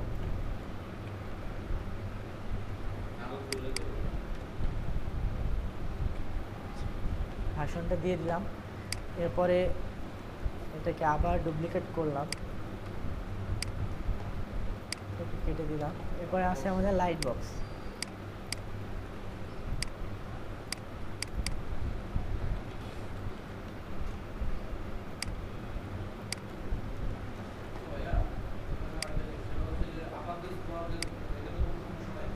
না না, বললামই তো যে ভাই আপনার মানে ছেলের নাম আপনি যা খুশি রাখতে পারেন, সমস্যা নেই।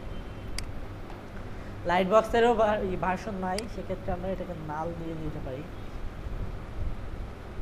তারপরে আছে হলো যে মেইন সিএসএস।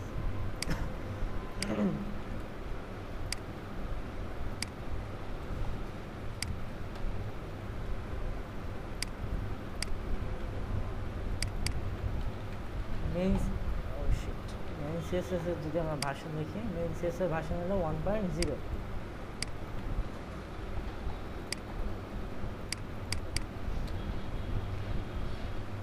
আমরা সবসময় কোনটাকে ফলো করবো বলেন? কোনটাকে ফলো করবো? একদম বেস্ট প্র্যাকটিস যেটা, সেটাকে ফলো করবো। অর্থাৎ আমরা কি করতেছি বলেন তো? আমরা থিম ডেভেলপমেন্ট শিখতেছি না, আমরা থিম ডেভেলপমেন্টের থেকে আরও একটু বেশি শেখার চেষ্টা করতেছি, তাই না? কি কথা বলেন না কেন? শিখতেছেন না? না শিখতেছেন না?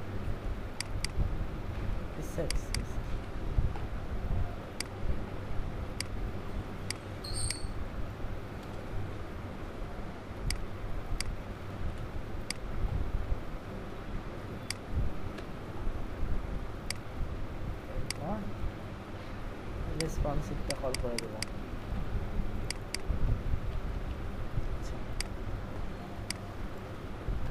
তাহলে আমাদের কি হয়ে গেল, সিএসএস গুলো হয়ে গেল না। এখন আমরা কি করতে পারি, এটাকে কপি করে প্রিফিক্সটাকে কপি করে আমাদের সব জায়গায় দিয়ে দিতে পারি, দিয়ে দিলাম। ঠিক আছে, ঠিক আছে না?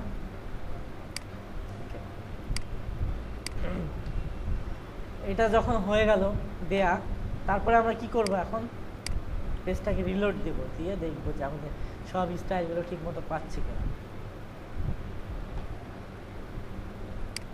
ওকে, আমাদের প্রিলোডারটা ডিলিট করা হয় নাই, না না, এটা কমেন্ট করা থাক, কারণ থিম অ্যাক্টিভ করার পরে আমরা এটা নিব হাজার আমাদের।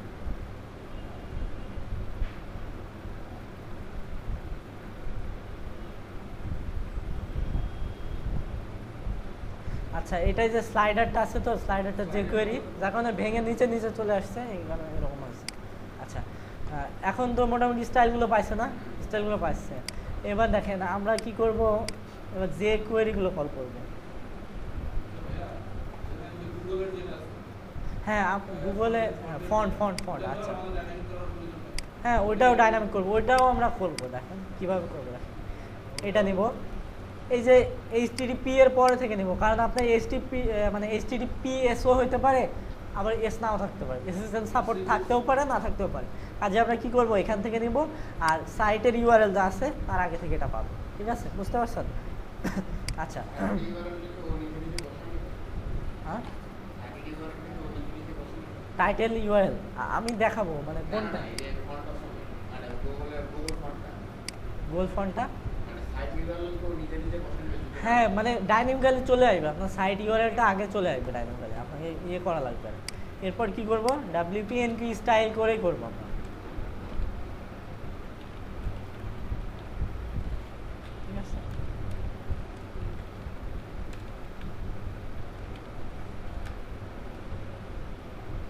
এটা কি দিলাম, এখানে কি গেট টেমপ্লেট ডাইরেক্টরি দিছি, আমি দেই না, আমি ডিরেক্টলি সোর্সটা দিয়ে দিয়েছি, তাই না?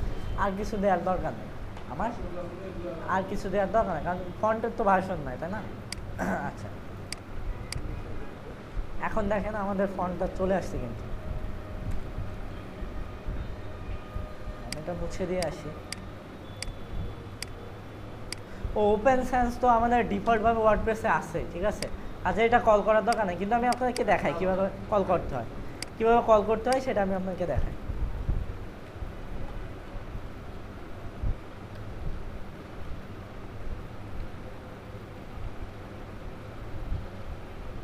এই যে আমাদের ফন্টটা চলে আসছে, তাই না?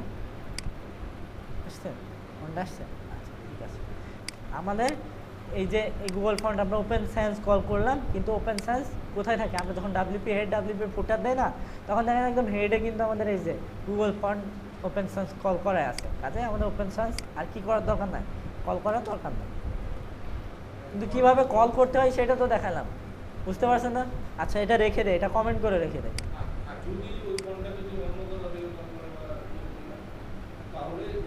হ্যাঁ, ডিরেক্টরি থেকে কল করতে হলে তো আপনার স্টাইল সিএসএস লাগবে, হ্যাঁ সেটা তো বুঝতে। হ্যাঁ, এখন দেখেন এখানে ফেভিকন আছে, তাই না? এই ফেভিকন আমরা পরে থিমে যখন ওই যে থিম অপশন করবো তখন দিব, ঠিক আছে, সমস্যা নেই। আচ্ছা, এটা লিখে রাখেন আপনারা, এটা লিখে রাখেন। আচ্ছা, এবার প্রথমত এখানে খেয়াল করেন যে আমাদের যে কোয়েরি ফাইলগুলো আছে এখানে, এগুলো খেয়াল করে দেখবেন যে প্রথমে আছে আমাদের jQuery.js, তাই না? jQuery.js আছে না, এটা ইউজ করা যাবে না, এটা ইউজ করা যাবে না। কিন্তু তাহলে আমরা jQuery কোথায় পাবো, আমরা কি করব, ওয়ার্ডপ্রেসের যে ডিফল্ট jQueryটা আছে ওইটা ইউজ করব, ওইটা আমার দেয়া আছে ওয়ার্ডপ্রেসের ডিরেক্টরিতে, আমি জাস্ট ওইটাকে হ্যান্ডেল ধরে কল করব। সেটা কল করার জন্য কি লাগবে আমাদের, আমি এখানে কমেন্ট করে দিতে পারি একটা জিনিস, সেটা হলো যে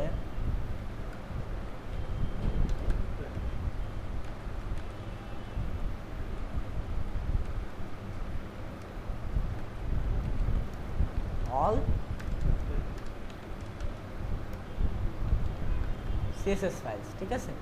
আবার একইভাবে আমরা এখানে শুরু করতে পারি all JS ফাইলস, ঠিক আছে। তাহলে কি হবে, বুঝতে সুবিধা হবে না? আচ্ছা, এরপরে আমরা ওয়ার্ডপ্রেসের ডিফল্ট যে jQueryটা আছে ওটা কি করব, জাস্ট দেয়াই আছে আমরা ইউজ করার জন্য এনকিউ করব। আচ্ছা, তাহলে লিখবো যেটা wp এনকিউ স্ক্রিপ্ট, ঠিক আছে? এটারও সে একই ব্যাপার। দেখেন কি কি লাগে, দেখেন হ্যান্ডেল লাগে, পাথ লাগে মানে সোর্সটা লাগে, ডিপেন্ডেন্সি লাগে, এটা লাগে, আর ভার্সন লাগে, আর মানে কোথায় কল হবে। এটা কিন্তু মিডিয়া না, এটা আপনাকে একটা জিনিস মাথায় রাখতে হবে, এটা কিন্তু মিডিয়া না, এটা হলো আপনার, আমি যদি আপনাকে দেখাই তাহলে দেখতে পাবেন যে এনকিউ স্ক্রিপ্ট, এটা কিন্তু মিডিয়া না, এটা হেডারে কল হবে না ফুটারে কল হবে। যদি আমি ট্রু দেই তাহলে কোথায় চলে যাবে বলেন তো? ট্রু দিলে হেডারে চলে যাবে, ফলস দিলে ফুটারে চলে যাবে, ঠিক আছে? আচ্ছা, হ্যান্ডেল এসআরসি দুইটা ঠিক আছে, ডিপেন্ডেন্সিও ঠিক আছে, ভার্সনও ঠিক আছে। ইন ফুটার যদি ডিফল্টভাবে ফলস থাকে, ফলস দিলে কোথায় যাবে? হেডারে যাবে। যদি ট্রু দেয় তাহলে কোথায় যাবে? ফুটারে যাবে। হ্যাঁ, এটাই তো আমরা কি করবো, শেষে ট্রু লিখে দেবো, কারণ আমাদের ফুটারে দরকার, আমাদের তো হেডারে দরকার নাই, তাই না? আমরা ফুটারে দেবো। আচ্ছা, এজন্য আমরা প্রথমে কি লিখবো, হ্যান্ডেলটা লিখবো। আমাদের তো ওয়ার্ডপ্রেসের jQueryটা ইউজ করতে গেলে আপনাদের এত কিছু লাগবে না, জাস্ট wp এনকিউ স্ক্রিপ্ট কি করতে হবে, jQuery লিখে দিলে হয়ে যাবে। এখন দেখেন মনে করেন যে আমি এখানে হ্যাঁ হ্যাঁ হ্যাঁ একদম ওয়ার্ডপ্রেসের যে লেটেস্ট আছে এইটা কেন করা হয়েছে বলতে পারবেন কেন করা হয়েছে? কারণ যে আমরা যখন ওয়ার্ডপ্রেস প্লাগইন ইউজ করি না, প্লাগইনে কিন্তু jQuery লাগে। এখন যদি আপনি আপনার প্লাগইন আপনার jQuery কল করলেন, থিমের জন্য থিমের jQuery আছে, আপনার প্লাগইন আছে অনেক মানে অনেক আগে করছেন আপনি, একই নিয়ম বলেছি তো, থিম বাস্টের থেকে মনে করেন যে ওয়ার্ডপ্রেস আগে থিম এখন একটু কঠিন। আচ্ছা, তো এটা দেওয়ার আগে আমরা আগে চেক করে নিই যে আমাদের দেখি তো আমাদের আছে কিনা। রিলোড দিলাম, দেওয়ার পরে আমাদের সোর্স দেখি তো ফাইন্ড করি jQuery আছে কিনা। এই jQueryটা আছে, আমাদের jQueryটা, এটা যদি কেটে দিয়ে আসি এই HTML jQuery, হ্যাঁ ওটা কমেন্ট করে আসছে। আচ্ছা, এখন দেখি তো jQueryটা আছে কিনা। এখন jQuery নাই কিনা, আমাদের jQuery নাই। কিন্তু আমি যদি এখন এটা কল করি তাহলে কি jQuery পাবে না। কারণ jQuery লেখার একটা সৌন্দর্যের জন্য কিউটাকে বড় করে দেওয়া হয় বা অন্য কোনো যে কোনো বড় করে দেওয়া হয়, কিন্তু ওয়ার্ডপ্রেসে একদম ছোট হাতেরই এরকমভাবে। এখন যখন আমরা রিলোড দিব তখন দেখবেন যে মাইগ্রেট jQuery মাইগ্রেট আর jQuery চলে আসছে। এই যে jQuery ভার্সন কোথা থেকে আসছে দেখেন, local host oxygen wp includes থেকে js, তার ভিতরে যে jQuery ফোল্ডার আছে সেখান থেকে পাচ্ছে, তাই না? এটা তো আমাদের ডিরেক্টরি না, তাই না? এটা কার ডিরেক্টরি? ওয়ার্ডপ্রেসের ডিরেক্টরি। এই যে wp ইনক্লুডস, তার ভিতরে js jQuery। আমরা যদি দেখতে চাই তাহলে দেখতে পারি,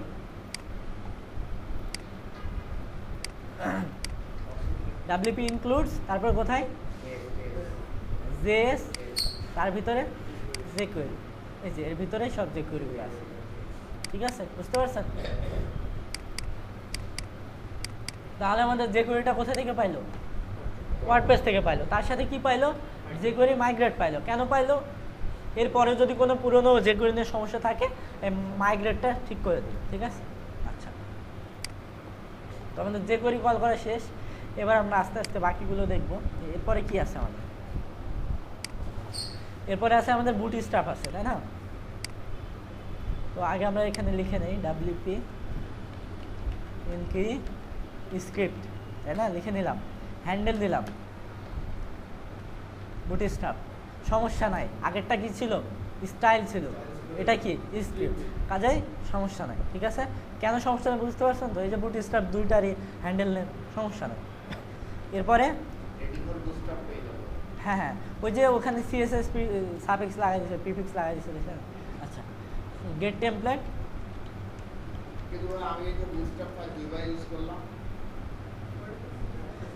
আগেরটা ছিল আপনার বুটস্ট্র্যাপ সিএসএস ফাইল, আর এটা হলো জেএস ফাইল। আচ্ছা, একই same process, gate template directory URI.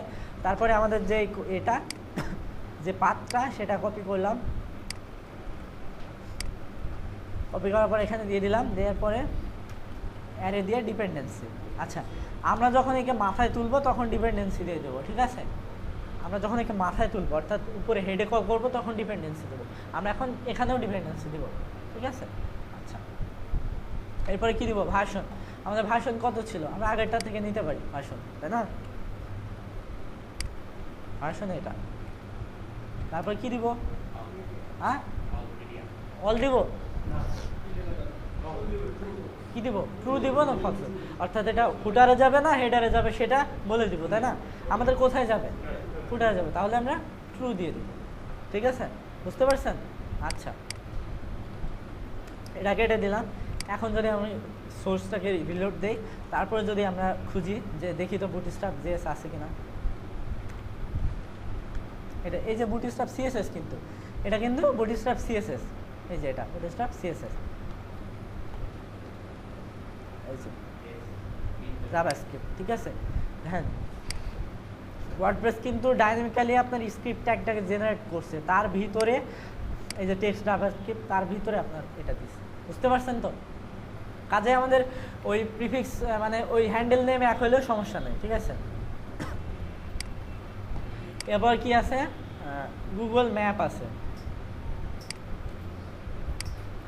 এটা দেখেন আমরা কিন্তু একদম সেম, এই যে এটার পরে এটা, এটার পরে এটা, এটার পরে এটা, একদম এইভাবে কিন্তু ওয়ার্ডপ্রেসেও এইভাবেই কল করব, আগে পরে কিন্তু করব না। এইখানে যেমনভাবে আছে যেটার পরে যেটা সেইভাবেই করব। আচ্ছা, এটাকে যদি ইয়ে করে নেই, এবার দেখেন আমার কিন্তু এটা লাগবে না। গেট টেমপ্লেট ডাইরেক্টরি লাগবে? কেন লাগবে না? এটা সার্ভার থেকে আসবে। এগুলো লাগবে? এগুলো লাগবে না। হ্যান্ডেল নেমটা চেঞ্জ করে দিতে হবে। দুটো হ্যান্ডেল নেম এক হয়ে গেলে কিন্তু আবার সমস্যা আছে, ঠিক আছে? তাহলে আমি এখানে কি লিখে দিতে পারি? গুগল এপিআই, ঠিক আছে? আচ্ছা, এটাও হয়ে গেল। এটা কি করব? কেটে দিলাম। তারপরে এই যে ইনভিউজেসটা, এটাকে ডুপ্লিকেট করলাম। তারপরে মনে করেন যে এটাকে আমি পাথটাকে দিয়ে দিলাম, তাই না? এর আগে আমাদের কি লিখে দিতে হবে?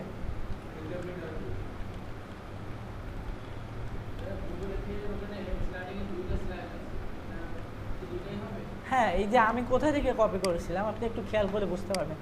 এই যে আমি কি বলেছিলাম যে কোনো ওয়েবসাইট আছে না এইচটিটিপি, আর কোনোটা আছে এইচটিটিপিএস, অর্থাৎ এসটা কোনটা আছে? এসএসএল সাপোর্ট যেটাই আছে, অর্থাৎ সিকিউরিটি বেশি যেটাই, সেটাই এস থাকে, ঠিক আছে? ফেসবুক কিন্তু এইচটিটিপিএস, কিন্তু আমারটা কি এইচটিটিপিএস? আচ্ছা, এখন এক একজনের ক্ষেত্রে এক একটা হইতে পারে, তাই না? এই কারণে আমি এটাকে দিলাম না। এটা যেটা থাকবে ডাইনামিক্যালি সেটাই আসবে। আপনি এসএসএল করালে এস আসবে, না হলে আসবে না। একই থিম দুইজন কিনলে, একজন এসএসএল করাইলো, একজন করাইলো না। আমি যদি এইচটিটিপি দিয়ে দেই তাহলে কি এটার কি পাবে? পাবে না। আচ্ছা, তো এটাও হয়ে গেছে, এটা কমপ্লিট হয় না। আচ্ছা, গেট টেমপ্লেট ডাইরেক্টরি এটা দিয়ে দিলাম। তারপর গুগলে এখানে ইনভিউটা লিখে দিই। তারপরে এরপরে কিন্তু আমাদের এগুলো দিয়ে দিতে হবে, অ্যারে, প্লান, ভার্সন, ট্রু। আচ্ছা, ভার্সনটা আমরা দেখে নিই।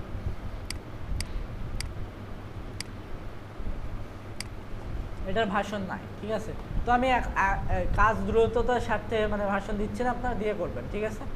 আচ্ছা, হ্যাঁ, না আমি এখন ব্লাঙ্কই রাখলাম, আপনারা দিয়ে নেবেন, ঠিক আছে? আপনারা তো বলে দিচ্ছি যে কেন করবেন এগুলো।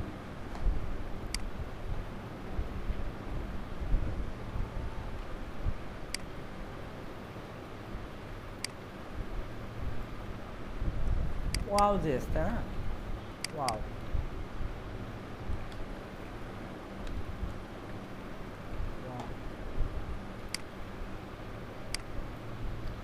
তারপর মাউস স্ক্রল,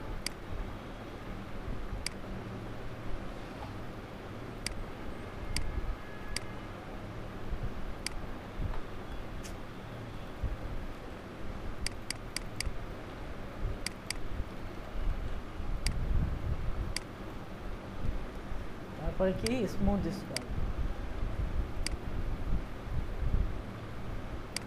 বুঝতে পারছেন আমি কোনটা চেঞ্জ করছি?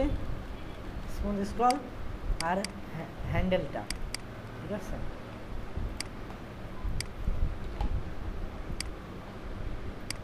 স্পেস দিয়ে দিই।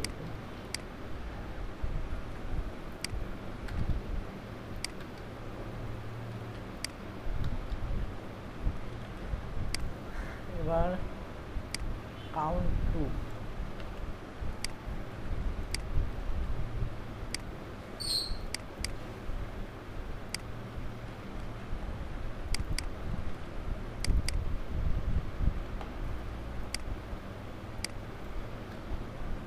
এরপর লাইট বক্স,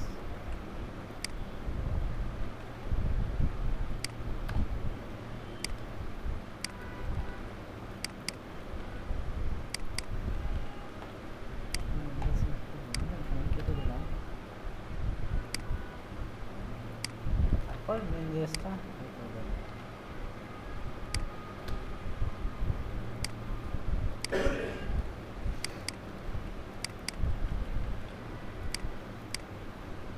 এবং সবশেষে কি করব বলেন তো? কি করব?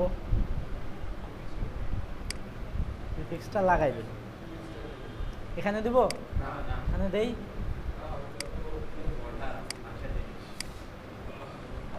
আমি একদিন দিয়েছিলাম, দেওয়ার পরে দেখি চেক করি কাজ করে না। ব্যাপার কি, কাজ অর্ধেক হয়ে গেছে, পরে দেখি এই ঝামেলা, আমি ওখানে প্রিফিক্স দিয়ে দিচ্ছি।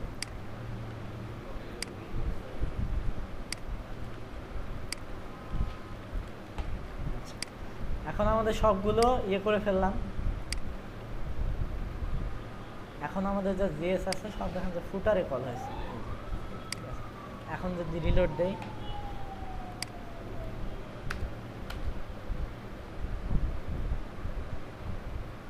তাহলে কি আমাদের স্লাইডার কাজ করতেছে না?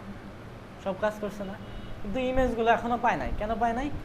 আমরা যখন ডাইনামিক করব তখন একে একে আমরা ইয়ে করতে পারবো, কিন্তু এইখানে আমরা এখন আপাতত ওই যে ওইটা দিয়ে দেই, eco gate template directory URI, ঠিক আছে? আচ্ছা, ইমেজেস স্ল্যাশ, এটাকে যদি আমরা রিপ্লেস করি তাহলে পিএইচপি ইকো গেট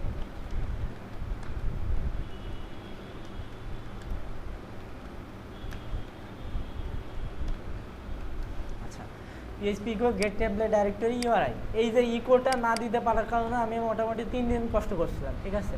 ইকোটা দিতে মনে ছিল না, কাজ হচ্ছিল না। তো এখন আমি কি করব? রিপ্লেস অল করে দেবো। যেখানে যেখানে ইমেজেস আছে সেগুলো সব রিপ্লেস হয়ে যাবে। এখন দেখেন আমাদের ইমেজগুলো কিন্তু পেয়ে গেছে, তাই না? পেয়ে যায় নাই? স্লাইডারে পাইছে, স্লাইডার কাজ করতেছে, এই যেটাও কাজ করছে, এখানে ইমেজগুলো পাইছে, এটা কাজ করছে, লাইট বক্স সবই মোটামুটি ঠিক আছে, তাই না? আচ্ছা, সব হইলো। সিএসএস কল করলাম, জেএস কল করলাম, কাজ করলাম। এই যে কন্ডিশনারি যেটা আছে না, এইটা কল করার সিস্টেমটা আমি আপনাকে দুইভাবে দেখাই দেবো। একটা হলো যে মানে কিভাবে মানে দায় সারাভাবে কীভাবে কল করা যায় এবং স্ট্যান্ডার্ড ওয়েতে কীভাবে কল করা যায় সেটাও শিখাই দেবো আজকে। এটা দিলে একটু মানে মাথার উপর দিয়ে যাবে আর সমস্যা হবে, কারণ দিচ্ছে না। আর আরেকটা আছে যে আমাদের সিএসএস কিন্তু আমরা ভিতরে যেটা ছিল ওটা কল করছি, কিন্তু আমাদের যে থিম ডিরেক্টরিতে যে বাইরে যে এটা আছে এটা কিন্তু কল করি নাই, তাই না? করি নাই। আচ্ছা, এটা যদি আমি মনে করেন যে এখানে দিলাম বডি ডিসপ্লে নাম,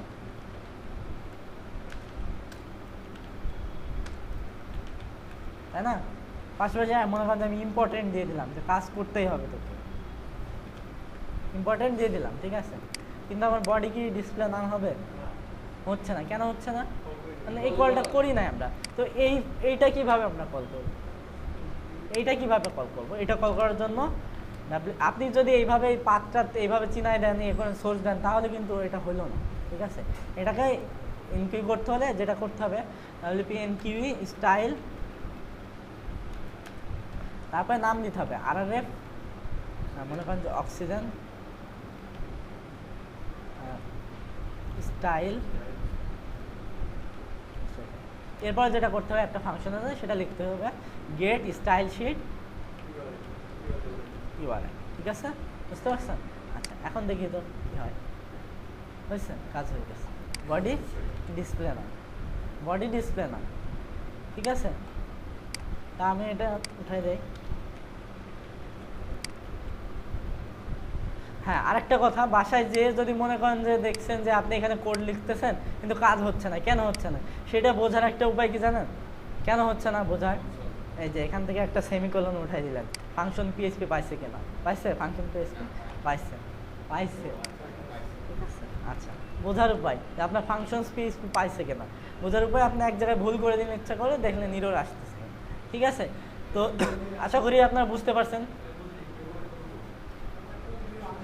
মনে করেন যে আপনি এইভাবে ফাংশন লিখতেছেন কিন্তু আপনার এখানে কাজ করতেছে না, আপনি দেখছেন এখানে কাজ হচ্ছে না, মনে করেন যে সিএসএস পায় নাই বা সোর্সেও যে খুঁজে পাচ্ছেন না, তখন আপনার সন্দেহ জাগলো যে আসলে কি ফাংশন পিএইচপি ফাইলে কি পাচ্ছে আমার।